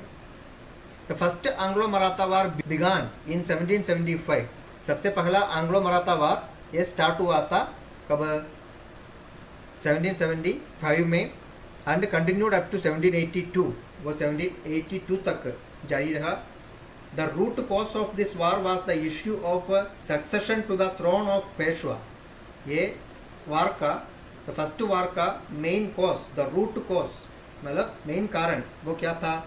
It was the issue of the succession to the throne of Peshwa. Peshwa का कुर्सी पर पेशवा का सिंहासन पर सक्सेशन को इश्यू किया है. सक्सेशन मतलब उत्तराधिकार को इश्यू किया था. The clash involved Madhavrao second. He supported by the Marathas chief under the leadership of Nana Phadnavis on the one hand and Raghunath Rao supported by the British on the other. ये युद्ध में the clash involved Madhavrao second he was supported by the Maratha chief. उसको किसका support मिला था? Maratha chief का support मिला था under the leadership of Nana Fadnavis. Nana Phadnavis के लीडरशिप में ऑन द वन साइड एक साइड में उन लोग है और दूसरा साइड में रघुनाथ राव है. रघुनाथ राव उसका सपोर्ट किया था ब्रिटिश का सपोर्ट से रघुनाथ राव वो दूसरा साइड में थे. Maratha chiefs United and defeated the British forces. Maratha chiefs उन लोग एक साथ आकर के ब्रिटिश फोर्स को हराया। However, British Governor General Warren Hastings sent an army contingent from Bengal to help the British forces. लेकिन ब्रिटिश का गवर्नर जनरल वारन हास्टिंग बंगाल से ब्रिटिश फोर्स को भेजा है इन लोगों को हेल्प करने के लिए, to help the British force, एक आर्मी को भेजा है। And finally peace was concluded by the treaty of Salbai in 1782। Last में 1782 में द ट्रीटी ऑफ सालबाई, उसके अनुसार वो एरिया में शांति आया है या युद्ध को एंड हुआ। The British recognised Madhavrao second as the Peshwa. उसके बाद ब्रिटिश लोग ये मान लिया, वहाँ का पेशवा के रूप में माधवराव सेकंड को मान लिया। Did you know the treaty of बसीन वाज साइंड इन 1802। बसीन का ट्रीटी वो साइन किया गया था 1802 में between the British and the Peshwa Bajirao second. British लोग और द पेशवा बाजीराव सेकंड, ये दोनों के बीच में हुआ था the treaty of Bassein. By this treaty, ये ट्रीटी के अनुसार, ये एग्रीमेंट के अनुसार the Marathas were forced to accept the terms of the subsidiary alliance. Maratha लोगों को भी क्या मानना पड़ेगा, ये सब्सिडियरी अलायंस का वो टर्म्स को मानना पड़ेगा, which ultimately led to the complete disintegration of Maratha power by 1880। ये सबसे last, it led to the complete disintegration of Maratha power. Maratha power का डिसइंटीग्रेशन का कारण बन गया। डिसइंटीग्रेशन मतलब डिसयूनिटी, मतलब ये मराठा पावर पूरी तरह से डिवाइड होने का एक कारण बन गया है ये सब्सिडियरी अलायंस को मानना by 1818। The second Anglo Maratha war, दूसरा एंग्लो मराठा वार में क्या क्या हुआ है। It was fought between 1803 to 1805। ये हुआ था, ये वार हुआ था 1803 और 1805 के बीच में। The Maratha rulers of Scindia and Bhonsle refused to accept the subsidiary alliance। Maratha rulers of Scindia and Bhonsle, Bhonsle और सिंधिया का मराठा रूलर्स, इन लोग ये सब्सिडियरी अलायंस को मानने से इनकार किया है and declared war on the British, और ब्रिटिश के खिलाफ वार का घोषणा की, युद्ध का घोषणा की 1803 में। However, they were defeated and had to agree to the subsidiary alliance and part with the territories of Ahmednagar and broach. लेकिन ये युद्ध में उन लोग हार गया, ब्रिटिश के सामने उन लोग हार गया है और उन लोग को भी ब्रिटिश का सब्सिडियरी अलायंस को मानना पड़ा and part with the territories Ahmednagar and ब्रूच, और अहमदनगर और ब्रूच ब्रिटिश के अंडर में देना पड़ा। When the Holkar ruler of Indore refused to accept the subsidiary alliance, the British attacked him। Holkar का रूलर भी, वहाँ का राजा भी ये सब्सिडियरी अलायंस को मानने से इनकार किया था, लेकिन ब्रिटिश उस पर अटैक किया। The war did not lead to a decisive result. ये युद्ध में लेकिन कोई एक डिसिसिव रिजल्ट, मतलब एक निर्णयात्मक रिजल्ट नहीं आया। आज Wellesley was recalled to England and peace was concluded with the होलकार्स, क्योंकि लॉर्ड वेलेस्ली को इंग्लैंड में वापस बुलाया गया और the peace was concluded with the Holkars. Holkar के साथ वहाँ पर क्या हो गया, युद्ध एंड हो गया, पीस या शांति आ गया। The third Anglo Maratha war, third Anglo Maratha war was fort between 1817 to 1818। 1817-1818 के बीच में हुआ था ये third Anglo Maratha war. In 1817 the Peshwa Bajirao attacked British presidency. 1817 में पेशवा बाजीराव सेकेंड, उसने ब्रिटिश प्रेसिडेंसी पर अटैक किया। In return the British defeated the Marathas, उसके बदले में वो अटैक में मराठास को हराया British and completely broke their power, उसका पूरा पावर को तोड़ दिया। The Peshwa rule was abolished and his territories were annexed to the British empire. Peshwa rule को पूरी तरह से अबोलिश किया, अबोलिश करना का मतलब एंड कर दिया। And his territories were annexed to the British empire, उसका पूरा टेरिटरी, उसका पूरा एरिया ब्रिटिश एम्पायर के साथ जोड़ दिया। Annexation of Sindh, the British wanted to extend their control over Afghanistan via Sindh. Afghanistan में भी ब्रिटिश को अपना कंट्रोल एक्सटेंड करना चाहता था through Sindh. So Sindh was immense importance to the British, क्योंकि ये सिंध एरिया वो ब्रिटिश के लिए बहुत इंपॉर्टेंट प्लेस है। In 1809 a treaty was concluded with the rulers of Sindh, that means amir. 1809 में एक ट्रीटी बनाया गया रूलर्स ऑफ सिंध के साथ, आमिर्स के साथ, whereby the amirs promised not to let the French pass through the territory. ये ट्रीटी के अनुसार, ये एग्रीमेंट के अनुसार अपना प्रोविंस से, अपना टेरिटरी से फ्रेंच लोग को पास होने नहीं देगा। बाई अनदर ट्रीटी इन 1833, एक और ट्रीटी, एक और एग्रीमेंट बनाया गया था 1833 में। ये ट्रीटी के अनुसार the British promised not to transport arms through Sindh. British लोग ये प्रोमिस किया है, ये वादा किया क्या है, सिंध एरिया से आर्म्स ट्रांसपोर्ट नहीं करेगा। आर्म्स मीन्स हथियार, हथियार का ट्रांसपोर्टेशन नहीं करेगा। अनेक्सेशन ऑफ सिंध, सिंध को भी कब्जा कर लिया 1843 में। उसके बारे में the British violated this treaty, ऊपर वाला ट्रीटी के अनुसार आर्म्स को ट्रांसपोर्ट नहीं करना चाहिए था ब्रिटिश, लेकिन वो ट्रीटी को ब्रिटिश क्या किया है, वायलेट किया है, मतलब वो एग्रीमेंट को तोड़ दिया है 1839 में, when during the first Afghan war, क्योंकि उस समय सबसे पहला अफगान वार स्टार्ट हुआ था, इसलिए they carried their armed forces to Afghanistan via Sindh. उसके समय ये युद्ध के दौरान ब्रिटिश लोग अपना आर्म्ड फोर्स को, आर्म्ड फोर्स मतलब हथियार वाला वो आर्मी को सिंध एरिया से ले गया था। The British wanted to annex Sindh, British को ये सिंध को भी कब्जा करना चाहता था। So they accused the armies of plotting against the English, इसलिए उन लोग सिंध को ऐसा आरोप किया है of plotting against the English. Plotting against मतलब इंग्लिश के खिलाफ साजिश रच रहा है, ये बोल करके, ये आरोप करके सिंध के अगेंस्ट में ब्रिटिश लोग युद्ध करना किया। Sindh was annexed by Sir Charles Napier, last युद्ध में सर चार्ल्स नेपियर ने सिंध एरिया को भी ब्रिटिश के साथ जोड़ दिया, मतलब अटैक करके वो एरिया को भी कब्जा कर लिया इन 1843 में।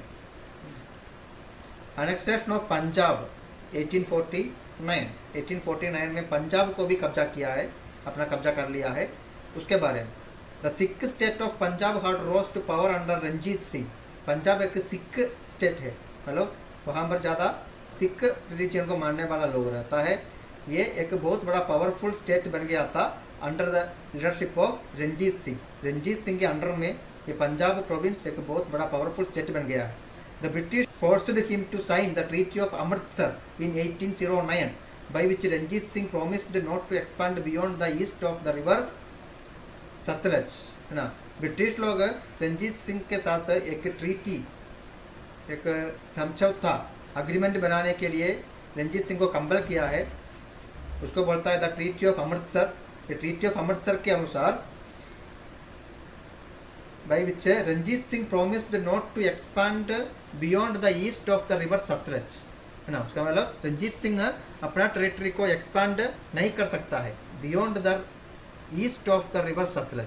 सतलज रिवर का ईस्टर्न साइड में अपना टेरिटरी को एक्सपांड नहीं करना चाहिए। The death of Ranjit Singh in 1839 was marked by a period of instability। Ranjit Singh मरने के बाद, या रंजीत सिंह का मृत्यु इन 1839 में हुआ था। It was marked by a period of instability. उसके बाद पंजाब एरिया में, पंजाब प्रोविंस में इंस्टेबिलिटी हो गई।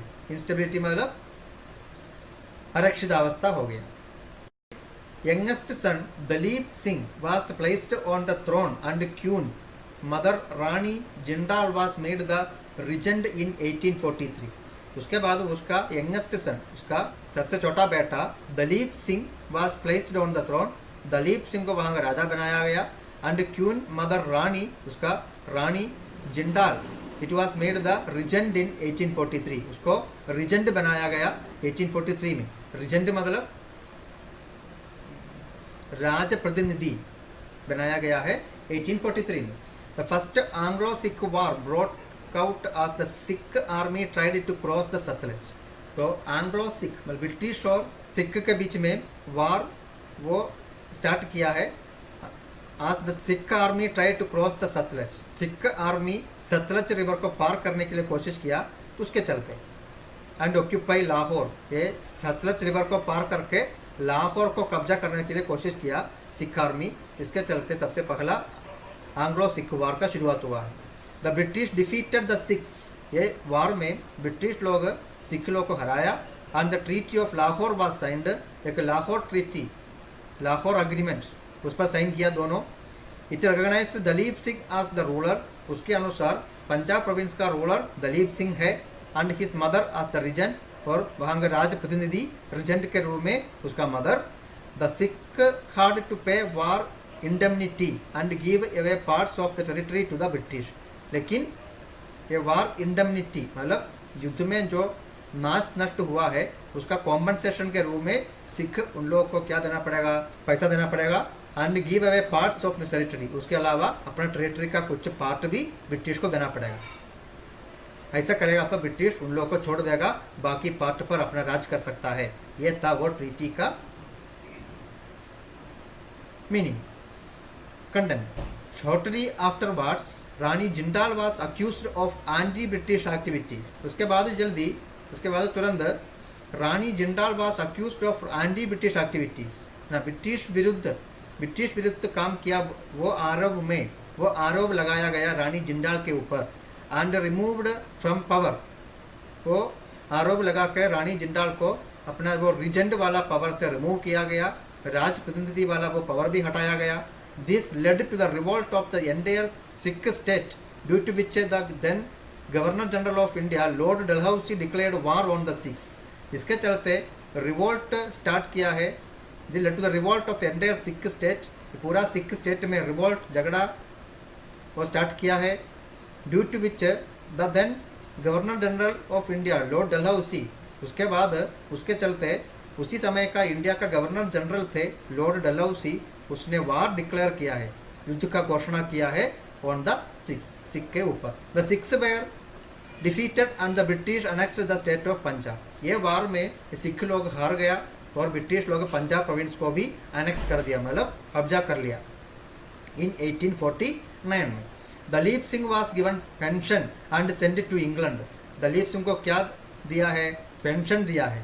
पेंशन मतलब ये regular payment given by the government, मतलब गवर्नमेंट के द्वारा देने वाला रेगुलरली मिलने वाला वो पेमेंट, उसको बोलता है पेंशन. वो पेंशन देते थे दलीप सिंह को. And he was sent to England, उसको इंग्लैंड भेजा गया. The doctrine of lapse.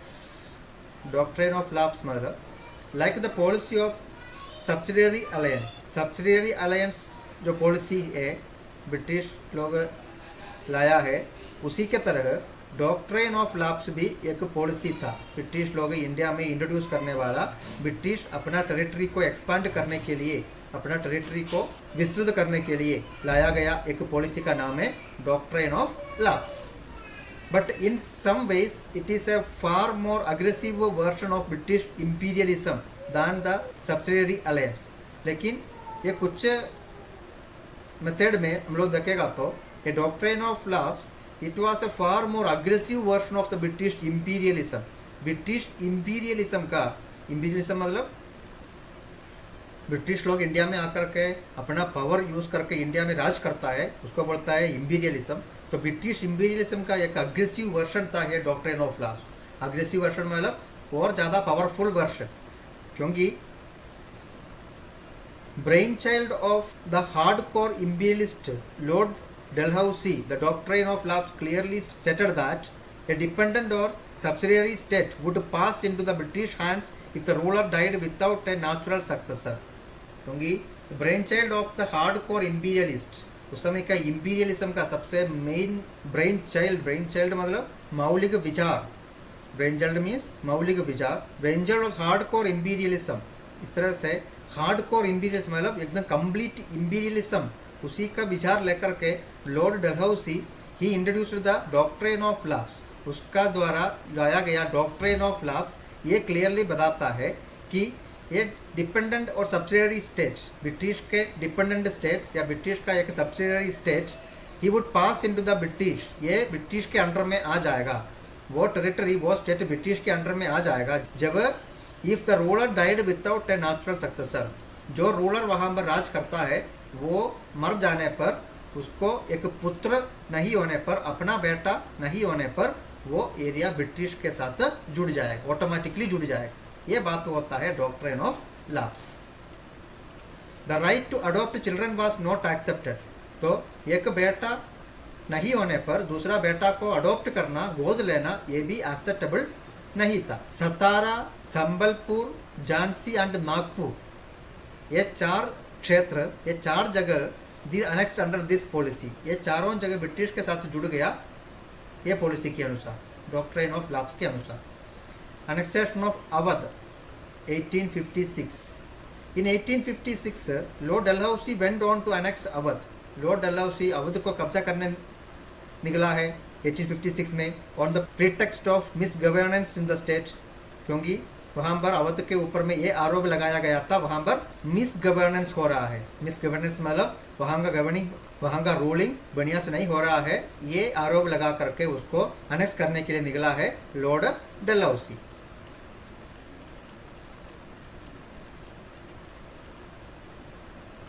Wajid Ali Shah the ruler of Awadh had been a loyal British Ali ना, उस समय अवध का रूलर वाजिद अली शाह वो एक लॉयल ब्रिटिश अली था, मतलब वो ब्रिटिश के लिए ज़्यादा वफादार आदमी था। So Dalhousie became very unpopular because of this act.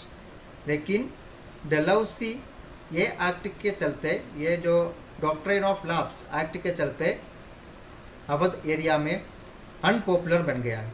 Unpopular मतलब न पसंद वाला आदमी बन गया। Did you know Satyajit Ray's movie Shatranj Ka खिलाड़ी, एक मूवी आया था सत्यजीत राय का, it पोर्ट्रेस how the British took over Awadh. ये मूवी में ये दर्शाता है जैसे ब्रिटिश लोग अवध एरिया को कैसे कब्जा कर लिया, उसको दर्शाता है by taking advantage of the incompetence of Nawab Wajid Ali Shah, ताकि नवाब वाजिद अली शाह को ब्रिटिश के खिलाफ लड़ने का उतना एबल नहीं था। ये चीज़ का ये मौका का फ़ायदा उड़ा करके ब्रिटिश कैसे ये एरिया को अपना कब्जा कर लिया, ये दर्शाता है ये मूवी में। अनेक्सेशन ऑफ अदर स्टेट्स, दूसरा स्टेट का कब्जा करना, वो जुड़ जाना, ये कैसा है? ये part of the Sikhism was annexed on the pretext that the ruler had ill treated one of the company servants. ये पार्ट ऑफ सिक्किम का कुछ पार्ट को अनेक्स किया गया था।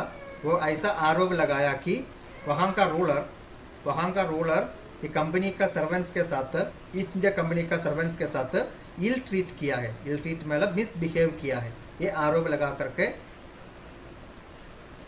सिक्किम का कुछ पार्ट को अनेक्स करने का कोशिश किया है British. Berar was taken from the Nizam of Hyderabad. Nizam of Hyderabad से बरार एरिया भी ले लिया। As he failed to meet some financial obligations, क्योंकि ब्रिटिश और हैदराबाद का निज़ाम के बीच में जो एग्रीमेंट्स होते थे उसके अनुसार कुछ फिनेंशियल, उसके अनुसार जो मनी देना पड़ता था वो पूरा नहीं होने के कारण बरार एरिया को भी ब्रिटिश के लिए छोड़ना पड़ा है। By 1857, large territories had been directly brought under the British, while various other Indian states were indirectly under them. ना, by 1857 तक large territories had been directly brought under the British. बड़ा बड़ा एरिया, बड़ा बड़ा क्षेत्र सब डायरेक्टली ब्रिटिश के under में आने लगा। while various other Indian states were indirectly under them. बहुत सारा इंडियन स्टेट्स, दूसरा इंडियन स्टेट भी इनडायरेक्टली ब्रिटिश के अंडर में था। The political dominance gave the British the freedom of economic exploitation. इस तरह से जो राजनीतिक डोमिनेंस मतलब सुपीरियोरिटी ब्रिटिश के पास था, it gave the British the freedom of economic exploitation. इसके चलते ब्रिटिश लोग अपना अंडर में जो देश है, जो क्षेत्र है, उसी पर इकोनॉमिक एक्सप्लॉइटेशन करने का फ्रीडम मिल गया। मतलब आर्थिक रूप से उन लोगों को एक्सप्लॉइट करने का एक फ्रीडम मिल गया है ब्रिटिश लोग को। Indian empire become a jewel in the crown. Indian empire वो क्या बन गया है? ब्रिटिश का क्राउन में एक ज्वेल बन गया, मतलब ब्रिटिश का मुकुट में एक स्टोन, एक हीरा बन गया है Indian empire. And the British tried to defend it at any cost. इसलिए एट एनी कॉस्ट मतलब हर कीमत में इंडिया को अपने पास रखना, उसके लिए कोशिश किया है British empire. The British had taken advantage of the political disunity.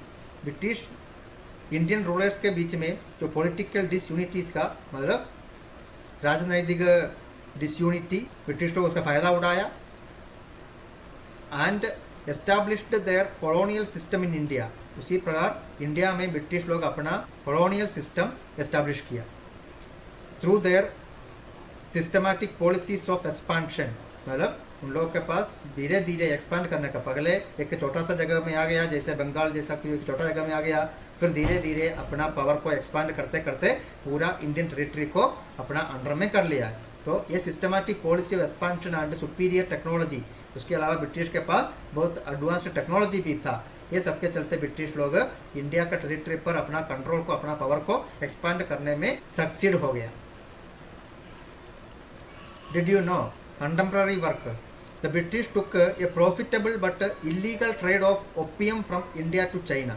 British लोग इंडिया से चाइना में ओपियम का व्यापार, ओपियम को एक्सपोर्ट करके व्यापार करने में, उसमें बहुत सारा प्रॉफिटेबल वर्क माना गया, प्रॉफिटेबल वर्क देखा है उसमें, मीन्स उसमें से बहुत ज़्यादा प्रॉफिट मिला ब्रिटिश लोगों को। When the Chinese tried to prevent this, two Anglo-Chinese wars were fought between 1840 and 1860। जब चाइनीज लोग इसको रोकने का कोशिश किया तो Anglo Chinese war, two Anglo Chinese war का शुरुआत हुआ है, मतलब ब्रिटिश और चाइना के बीच में युद्ध हुआ है between 1840 and 1860। These are known as the opium wars, इसको बोलता है ओपियम वार्स। ब्रिटिश और चाइना के बीच में ओपियम के लिए जो वार हुआ वो है opium wars. The China was defeated and was forced to sign treaties allowing the British to trade freely through many Chinese ports। वो युद्ध में, वो वार में चाइना हार गया और ब्रिटिश और चाइना के बीच में एक ट्रीटी, एक एग्रीमेंट को साइन करना पड़ा चाइना को। वो ट्रीटी के अनुसार it allow the British to trade freely through many Chinese ports, उसके अनुसार ब्रिटिश को बहुत सारा चाइनीज पोर्ट में से एकदम फ्री ट्रेड करने का परमिशन मिल गया, व्यापार करने का परमिशन मिल गया।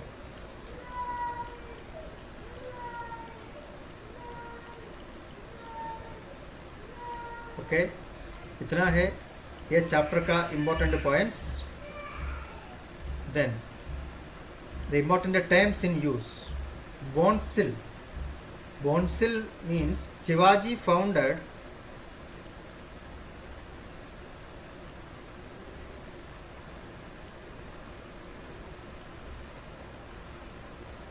Shivaji founded a prominent Maratha clan that ruled over Nagpur, Satara and many other region. Shivaji ने स्थापना किया था एक इम्पोर्टेंट, एक famous Maratha clan. Maratha clan मतलब वंश, मराठा वंश का स्थापना किया।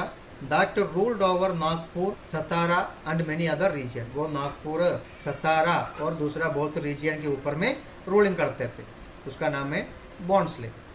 दीवानी rights, diwani rights means the right to collect revenue, revenue जमा करने का अधिकार। Revenue means the tax, the tax means money ना, मनी टैक्स जमा करने का अधिकार। That is from Bihar, Bengal and Orissa. Bihar, Bengal and Orissa ये सब क्षेत्र में होते थे diwani rights. Gaekwad, a branch of the Marathas that ruled over the princely state of Baroda in Gujarat. वो मराठास का एक ब्रांच है, branch of the Maratha that ruled over the princely state of Baroda in Gujarat. वो बड़ौदा, गुजरात का बड़ौदा एक प्रिंसली स्टेट थे, उसी पर राज करने वाला मराठास का ब्रांच का नाम है Gaekwad. Holkar, a branch of the Maratha that ruled over Indore in Madhya Pradesh. Maratha का वो ब्रांच मध्य प्रदेश का इंदौर क्षेत्र में राज करते थे, उन लोगों का नाम है होलकर। मर्केंटिलिज्म, ये principle of European countries in the 17th to 18th century which advocated gaining maximum profit in overseas trade। Mercantilism मतलब वो यूरोपियन कंट्रीज का ऐसा एक प्रिंसिपल है, एक सिद्धांत है कि ओवरसीज ट्रेड्स के द्वारा ज़्यादा मैक्सिमम प्रॉफिट मिलने का, मैक्सिमम प्रॉफिट कमाने का वो सिद्धांत है। ये होता था इन द 17th 18th century में। 17th 18th century में ये सिद्धांत के अनुसार यूरोपियन कंट्रीज दूसरा देश में ट्रेड करते थे। Nizamat, the powers of military and criminal jurisdiction. Military and criminal jurisdiction का पावर्स, वो पावर को बोलता है Nizamat. Peshwa, Brahmin prime ministers of the Maratha kingdom. Maratha kingdom का Brahmin prime ministers who later became the hereditary rulers of the Maratha empire. बाद में वो मराठा एम्पायर का हेरिडिटरी रूलर्स बन गया, मतलब हेरिडिटरी मीन्स अनुवंशिक. Then regent. Regent means a person who acts as the head of state in place of actual ruler. जो actual ruler है, रियल रूलर, रियल राजा, उसके बदले में एक स्टेट का हेड बन करके अपना काम करने वाला वो आदमी का नाम है रेजेंट, राज प्रतिनिधि. Who may be A minor और एब्सेंट. वो कभी एक माइनर भी हो सकता है या फिर एब्सेंट भी हो सकता है. माइनर मीन्स उम्र में कम वाला. Then Scindia, a branch of the Maratha that ruled over Gwalior in Madhya Pradesh. Maratha का वो ब्रांच जो मध्य प्रदेश का ग्वालियर क्षेत्र में राज करते थे, उसका नाम है जिंडिया. देन ये चैप्टर में हम लोग जो पढ़ा है उसको एक बार फिर से देख लेते हैं. The Portuguese came in India and they founded headquarters in Goa, Daman and Diu. Goa, Daman and Diu ये सब जगह में पोर्चुगीज आकर के अपना हेडक्वार्टर्स को बनाया गया. The power declined with the arrival of other European countries. उन लोगों का पावर लेकिन दूसरा यूरोपियन कंट्रीज जैसे इंडिया में आने लगा तब ये पोर्चुगीज का पावर धीरे धीरे डिक्रीज होने लगा. Dutch East India company formed in 1602. Dutch East India company 1602 में बनाया था. Important factories in east Indies and India. East Indies और इंडिया में उन लोग इम्पोर्टेंट फैक्ट्रीज खुला है. Ousted by British and French, लेकिन ब्रिटिश और फ्रेंच उन लोगों को बाहर किया है. The French east India company, the first factory in Surat in 1668. French east India company का सबसे पहला फैक्ट्री ये कहाँ खुला है? सूरत में खुला है 1668 में. इन पौंडीचेरी, इन चंडेर नागौर, माही. पौंडीचेरी, चंडेर नागौर, माही ये सब जगह में खुला है.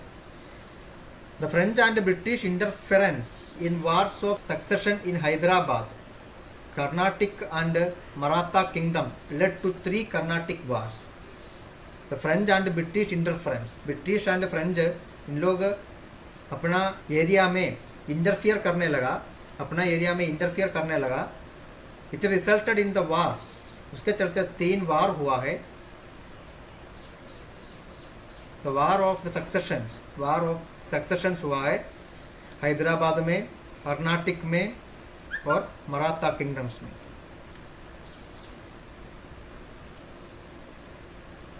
East India company it formed in 1600. English East India company को फॉर्म किया गया था कब? 1600 में. द फर्स्ट फैक्ट्री इन सूरत इन 1612. उन लोग इंडिया में आकर के सबसे पहला फैक्ट्री बनाया था कहाँ पर? सूरत में इन 1612 में. Granted trading rights by Mughals द्वारा व्यापार करने का राइट्स मिला है ईस्ट इंडिया कंपनी को. Bombay transfer to British in 1688.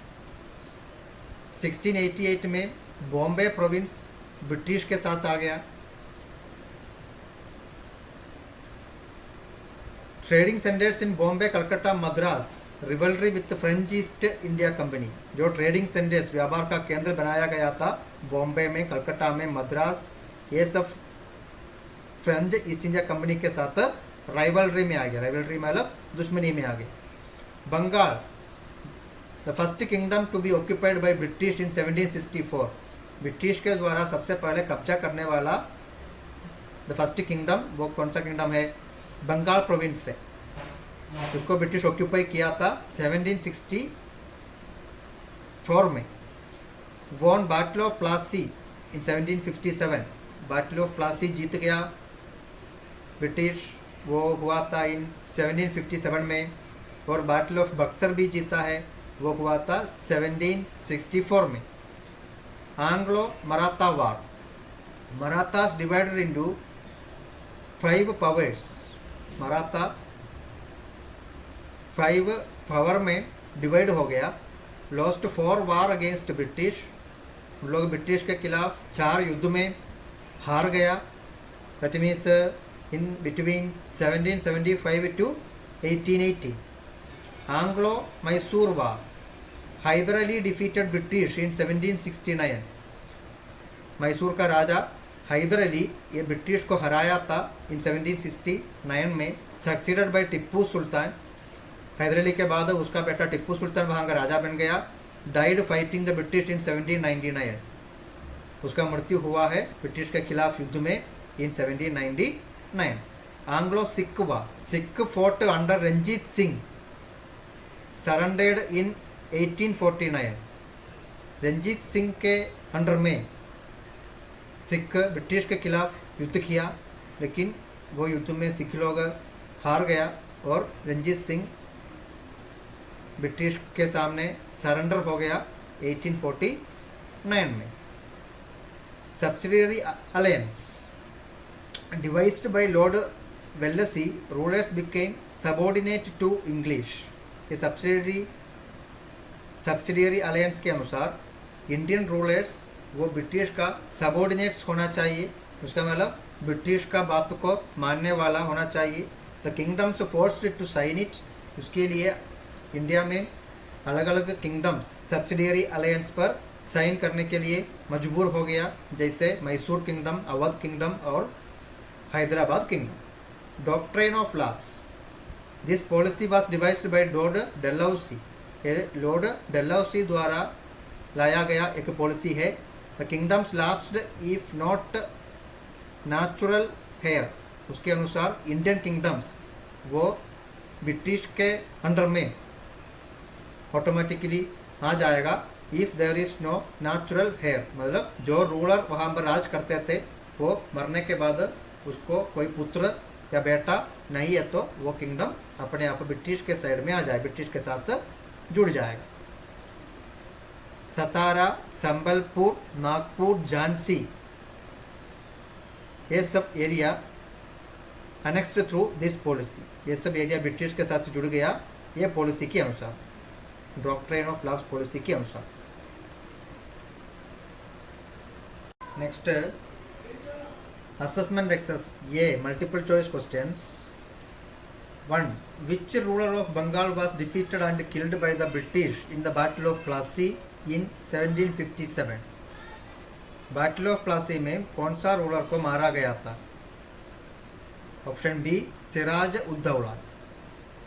Second, the first French factory was established at Surat in, सबसे पहला फ्रेंच फैक्ट्री सूरत में एस्टैब्लिश किया था in which year? 1668, option A 1668। Third, the dual government in Bengal in 1765 was introduced by, Bengal में dual government introduce किया था। Option B Robert Clive. Fourth, the British Shah Alam second and Shuja ud-Daula signed the treaty, ये तीनों लोग एक ट्रीटी में साइन किया था 1765 में, वो कौन सा ट्रीटी में है? Option D the treaty of Allahabad. 5, the Dutch East India company was established in, Dutch East India company का स्थापना हुआ था in which year? Option D 1602। 6, the treaty of Bassein in 1802 was signed between the British and, treaty of Bassein 1802 में उस पर British और British के साथ और कौन साइन किया था? उसका आंसर है option B Peshwa Bajirao second. Next number 7, which of the following was not annexed under the doctrine of lapse? ये सब में से डॉक्ट्रिन ऑफ लैप्स वो पॉलिसी के अनुसार जो अनेक्स नहीं किया गया वो कौन सा है? Option A Jaipur. 8, Ranjit Singh promised not to expand beyond the east of the river Sutlej, Ranjit Singh ने ऐसा प्रॉमिस किया था रिवर सतलज रिवर के ईस्ट साइड में वो अपना टेरिटरी को एक्सपांड नहीं करेंगे। ये according to the treaty of Amritsar signed in, ये था according to the treaty of Amritsar treaty of Amritsar का बात यही था।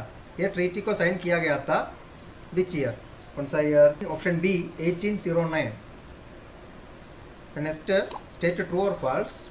The Portuguese were the first Europeans to arrive in India. India में आने वाला सबसे पहला यूरोपियंस, विदेशी लोग, वो पोर्चुगीज थे।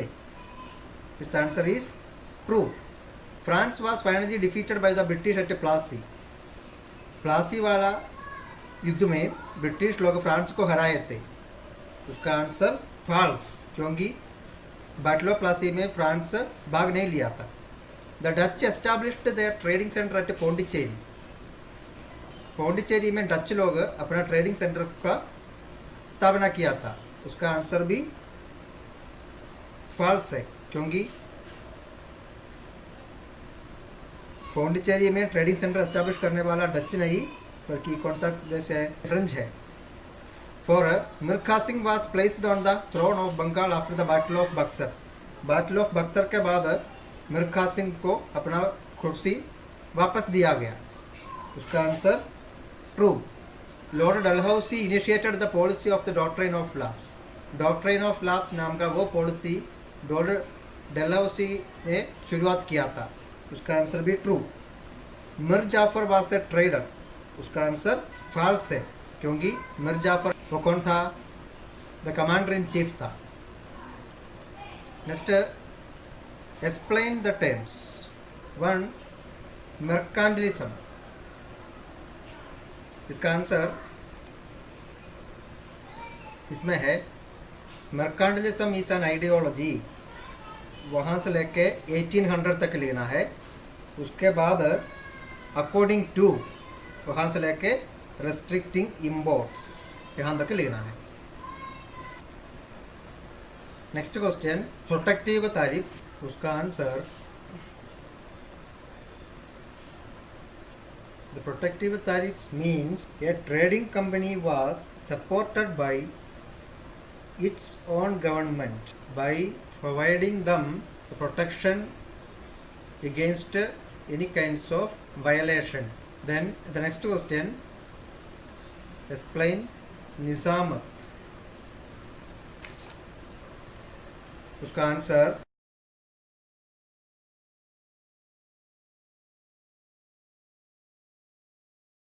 Next question, factories. इसका आंसर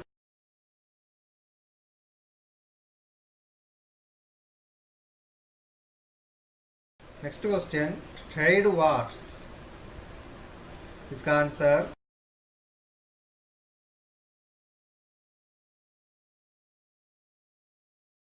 नेक्स्ट क्वेश्चन, दीवानी। इसका answer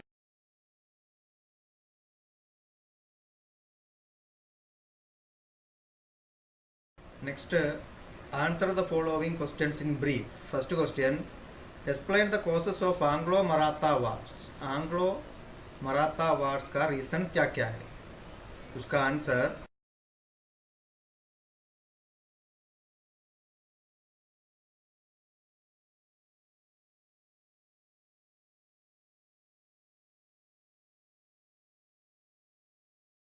next question, why was Sirajuddaula defeated in the battle of Plassey.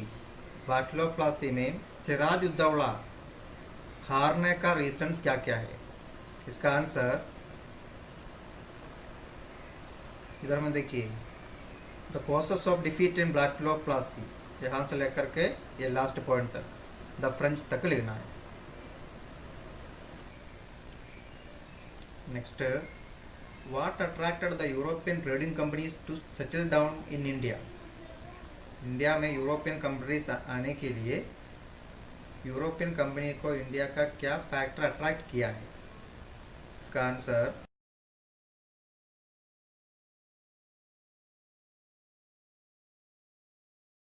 Do you think trading was the only motive. क्या यूरोपियन कंट्रीज इंडिया में आने का वो मोटिव, उन लोग का मेन पर्पस वो व्यापार के लिए थे, या और भी कोई रीज़न है? Support your answer. अपना आंसर उदाहरण के साथ लिखना चाहिए। इसका answer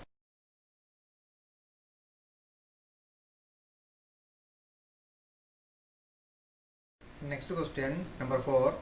Lord Dalhousie was responsible for expanding British territories in India. India में ब्रिटिश टेरिटरीज वो एक्सपैंड करने के लिए उसका जिम्मेवार वो लॉर्ड डलहौसी है। ये स्टेटमेंट को जस्टिफाई करने मतलब ये स्टेटमेंट को प्रूव करने के लिए उसका कुछ रीज़न हम लोग लिखना चाहिए। इसका answer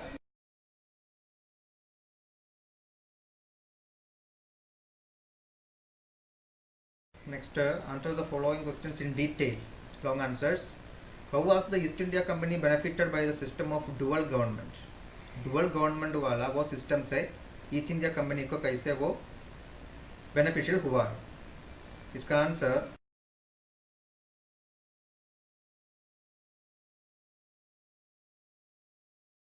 next state the importance of battle of Buxar and battle of Plassey in Indian history.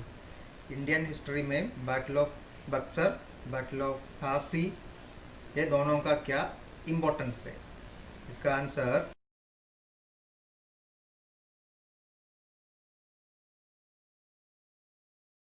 Next question discuss the main causes of the outbreak of battle of Buxar. Battle of Buxar को स्टार्ट होने का मेन रीजंस क्या क्या है? इसका answer इस page में है। उसके पहले ऐसा लिखना चाहिए the main causes of the battle of Buxar. ऐसा लिखने के बाद the main causes of the battle of Buxar are comma Mir Qasim the son in law वहाँ से लेकर के डिसलाइक ऑफ द ब्रिटिश तक यहाँ तक लिखना है। Next question what was the causes of the outbreak of the Carnatic wars. फिर कर्नाटिक वार्स हुआ था उसका वो शुरू होने का रीज़न क्या क्या है? इसका आंसर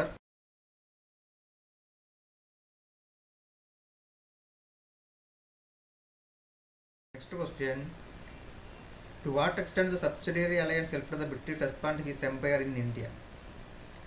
सब्सिडियरी अलायंस ये पॉलिसी ब्रिटिश को अपना एम्पायर इंडिया में एक्सपांड करने के लिए कितना तक वो हेल्प किया है?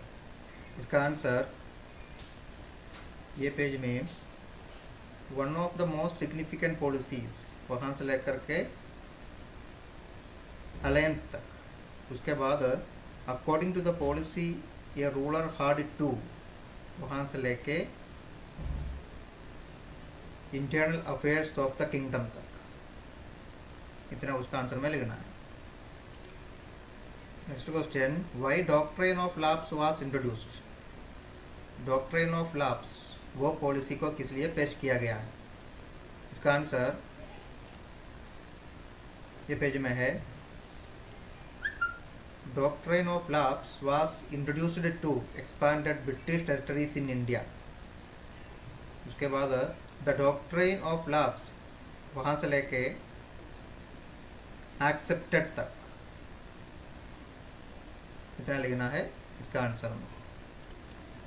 अब activity session an idea to think and act be artistic paste the pictures of the rulers whose territories were annexed by Lord Dalhousie through the doctrine of lapse.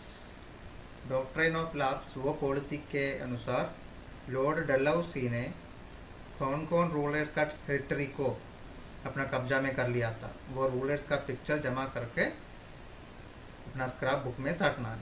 ये possible draw out picture and colour था हो सकता है तो उन लोगों का picture को ड्रॉ करो, ड्रॉ करके उसको कलर करो। Never forget to write captions. उसके नीचे में कुछ लिखना चाहिए वो रूलर के बारे में, उसका इम्पोर्टेंस, इंडियन हिस्ट्री में उसका क्या इम्पोर्टेंस है उसके बारे में कुछ कैप्शन भी लिखना चाहिए। Map work on a political map of the world. World map में locate and label all the important European countries which came to trade with India. India में व्यापार करने के लिए जो जो फॉरेन कंट्रीज आया था वो फॉरेन कंट्रीज वर्ल्ड मैप में उसको ढूंढ करके मार्क करना। देन फिजिकल मूव, इसमें कुछ क्विज जैसा क्वेश्चन है उसका आंसर लेना है। Establishment of the company power was possible after signing a number of treaties. ये कंपनी पावर इंडिया में एस्टाब्लिश होने के पहले, पूरी तरह से एस्टाब्लिश होने के पहले अलग अलग रूलर्स के साथ अलग अलग प्रकार का ट्रीटी बनाए थे, एग्रीमेंट बनाए थे। ऐसा कुछ ट्रीटीज़ का नाम हम लोग ये चार्टर में भी पढ़ा है। Name 6 treaties with the help of given clues. ऐसा 6 ट्रीटीज़ का नाम एक क्लू के अनुसार वो पता करके लिखना है। 1. The peace between British and Marathas. British और मराठा के बीच में शांति बनाए रखने वाला वो ट्रीटी का नाम क्या है? British defeated the Sikh and the treaty was signed. British लोग सिख लोगों को हरा करके कौन सा ट्रीटी में साइन किया है? The treaty that stopped the second Anglo Mysore war. दूसरा एंग्लो मैसूर वार को खत्म करने वाला वो ट्रीटी का नाम क्या है? The treaty that ended the second Carnatic war. दूसरा कर्नाटिक वार को एंड करते हुए साइन करने वाला वो ट्रीटी का नाम क्या है? British forced Ranjit Singh to sign the treaty. British और रंजीत सिंह के बीच में जो ट्रीटी एग्रीमेंट बनाया था वो ट्रीटी का नाम क्या है? The treaty signed after battle of Buxar. Battle of Buxar के बाद जो ट्रीटी में साइन किया गया वो ट्रीटी का नाम क्या है? ये सब लिखना है। Name the European settlements at the following places. ये सब प्लेस में कौन सा यूरोपियन कंट्री आकर के अपना सेटलमेंट बनाया था वो लिखना है। ए पौंडीचेरी, बी माही, सी चौरट, डी करेकल, ई गोवा, एफ डामन, जी नागपट्टनम, एच ब्रोच। ये सब जगह में कौन सा यूरोपियन कंट्रीज आया था वो यूरोपियन कंट्री का नाम लिखना है। नेक्स्ट है why are the following dates important known for. ये सब डेट का इम्पोर्टेंस क्या है इंडियन हिस्ट्री में वो लिखना है। 1744 to 1763 ये ईयर का इम्पोर्टेंस क्या है? 1767 to 1799 उसका इम्पोर्टेंस को ढूंढिए। 1765 उसका इम्पोर्टेंस ढूंढिए। 1809 उसका इम्पोर्टेंस। 1856, 1842, 1860 ये सब ईयर का इम्पोर्टेंस क्या है वो लिखना है। Then project work, work in group, ये ग्रुप वर्क है इसलिए वो स्कूल खोलने के बाद करेगा। Next picture study, look up the picture and write the answers of the following questions. ये पिक्चर को देखिए, इसके अनुसार ये 3 क्वेश्चन का आंसर लिखना है। Where is this building located, mention its name. ये बिल्डिंग कहाँ है और ये बिल्डिंग का नाम, ये दोनों लिखो। What was the purpose of this building constructing, ये बिल्डिंग किस लिए बनाया गया था। The significance of the building, ये बिल्डिंग का क्या इम्पोर्टेंस है हिस्ट्री में, ये भी लेना। Then 1 hot question, Tipu Sultan of Mysore was an inventor of missile technology at that time. Mysore का राजा टिप्पू सुल्तान ये एक मिसाइल टेक्नोलॉजी को आविष्कार किया था उसी समय में। Today doctor APJ Abdul Kalam is called the missile man of India. लेकिन आज हम लोग बोलता है इंडिया का मिसाइल मैन वो कौन है? APJ Abdul Kalam. Trace the similarity between them, इन दोनों के बीच में क्या क्या सिमिलैरिटी है वो ढूंढना है, उसके बारे में लिखना। The next life skills, hearing of arctic facts. Recently a famous industrialist bought the Tipu Sultan sword at an auction in London. Recently मतलब ये अभी अभी एक इंडस्ट्रियलिस्ट, एक बहुत बड़ा बिजनेसमैन, लंदन म्यूजियम के द्वारा एक ऑक्शन हुआ था। वो ऑक्शन में टिप्पू सुल्तान का स्वॉर्ड मतलब तलवार उसको खरीद लिया था। Why should a industrialist of this age be interested in purchasing the Tipu sword. आज का ज़माने का एक इंडस्ट्रियलिस्ट बिजनेसमैन टिप्पू सुल्तान का वो तलवार ये किस लिए खरीदा हो, उसके बारे में सोच कर देखिए और उसके बारे में ज़्यादा लिखिए। Write more, name who is he, वो इंडस्ट्रियलिस्ट का नाम क्या है वो ढूंढिए इंटरनेट में। वाई डिड ही बाई, उसने वो किस लिए खरीदा, उसका आंसर भी। ये सब आपको करना है। देन एक नंबर वेबसाइट दिया हुआ है, ये 3 वेबसाइट, उसमें क्या है ये वेब एड्रेस डाल करके वो वेबसाइट को ओपन करके देखिए उसमें से क्या क्या इन्फॉर्मेशन मिलता है। बस ये चैप्टर में इतना ही है। ये चैप्टर का एक्सरसाइज का आंसर्स आप लोग नोटबुक में लिखिए। ऑब्जेक्टिव के अनुसार अपने पास बुक है तो बुक में लिखिए, बुक नहीं है तो ऑब्जेक्टिव क्वेश्चन आंसर ये सारा चीज़ आप लोगों को अपना नोटबुक में लिखना चाहिए। नोटबुक में लिख करके उसको याद भी कीजिए। Okay, thank you, bye.